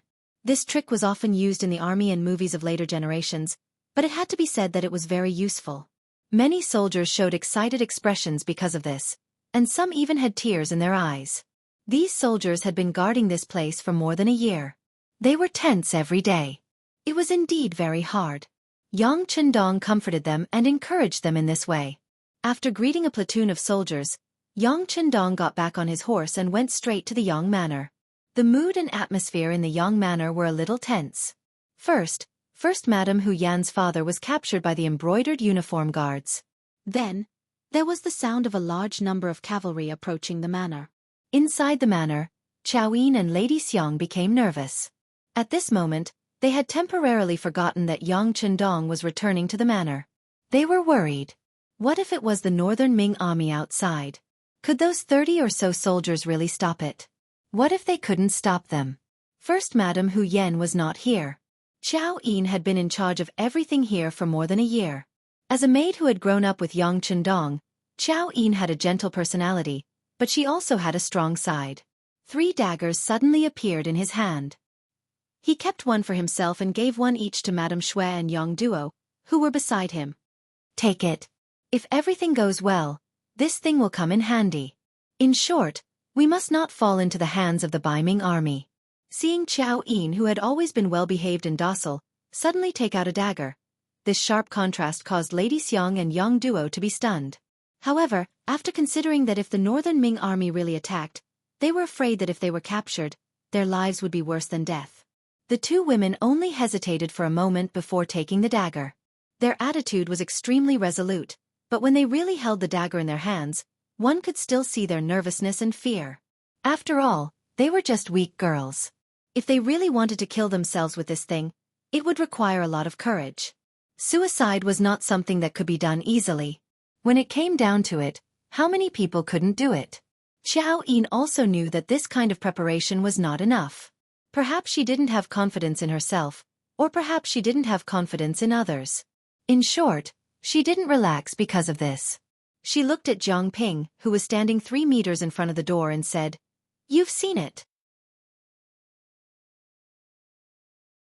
If none of us can do it later, we'll have to trouble you." "I understand, second madam." Jiang Ping nodded.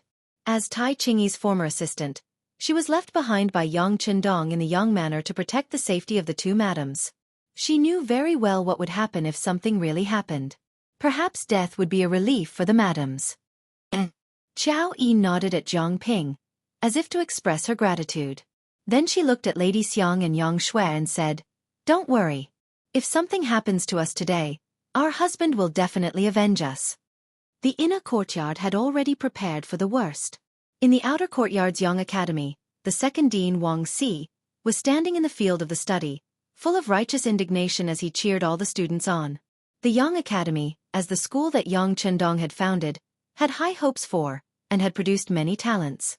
They were all cadres in important roles in the various departments in Xianxia City, and one of their qualifications was that they were the first batch of students to graduate from the Yang Academy. As a student who had also graduated from the first batch, Wang Si didn't know where his former classmates had gone, but his intuition told him that these people would definitely be put in important positions. The more he came into contact with Yang Xue, the more profound this feeling became.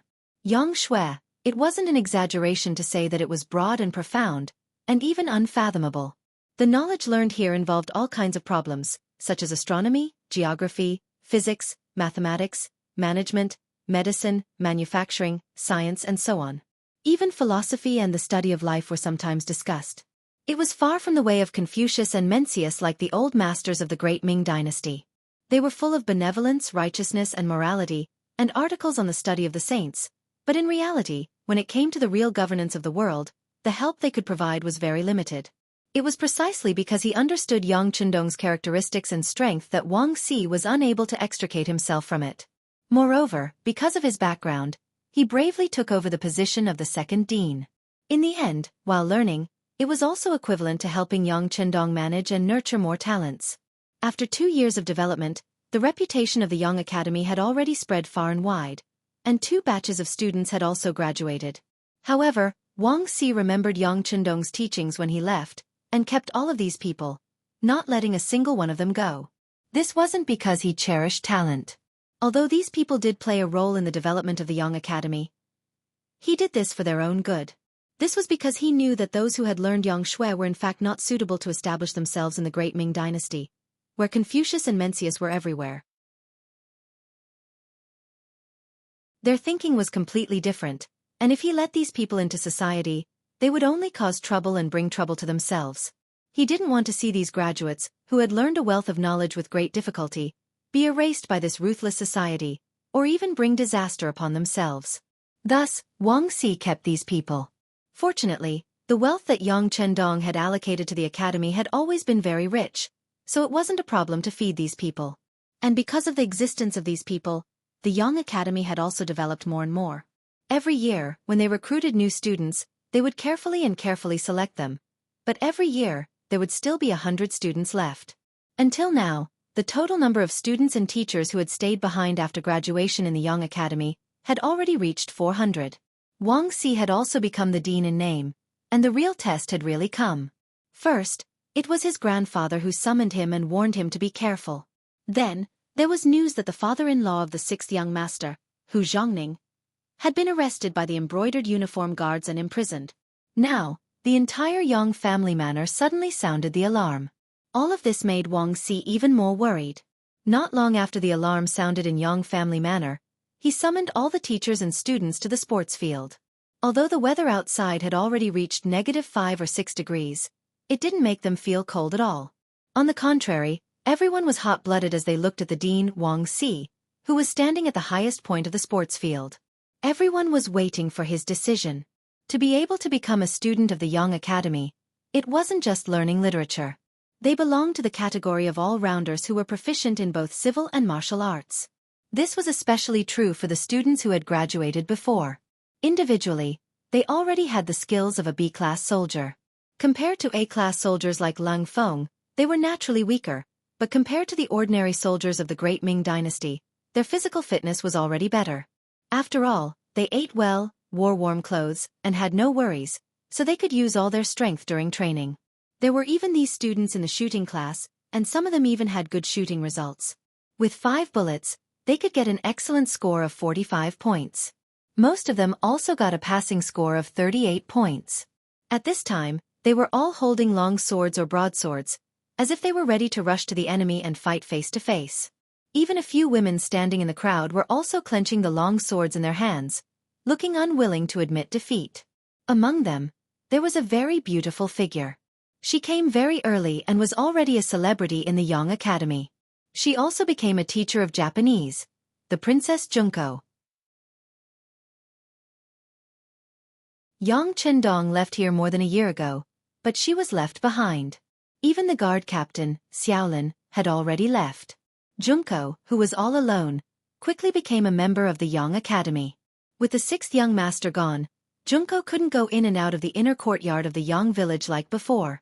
Everyone in the Yang village didn't know how to treat her. After all, with her outstanding appearance, she might become the madam at any time. Fortunately, she knew what to do. Although she was young, she didn't stay in the Japanese Empire's palace for nothing.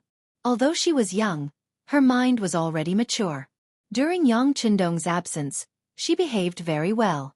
Unless it was a major festival, She would never enter the inner courtyard of the Yang village to greet the two madams. As her heart sank, Princess Junko felt more and more that the things taught in the Yang Academy were profound and broad. She tried to absorb this rich knowledge and imagined that one day when she could return to China, she could pass it on and make her own contribution to the strengthening of the Japanese Empire. But the sudden danger interrupted her plan. Baiming was going to attack the Yang village? Didn't they have to worry about the loyal duke who led the powerful mercenaries? Were they crazy? From Junko's point of view, this possibility shouldn't exist. Even if the Yang village was in danger, it shouldn't be at this time. At least, before Yang Qindong appeared, there shouldn't be any hidden danger. She wanted to tell these thoughts to Dean Wangxi, but when she saw that he was passionately working for everyone at the moment, as if he would rush out at any time to fight the Baiming army, she knew that it was useless to say anything at this moment. You're tuning in to the Wisdom Diary YouTube channel.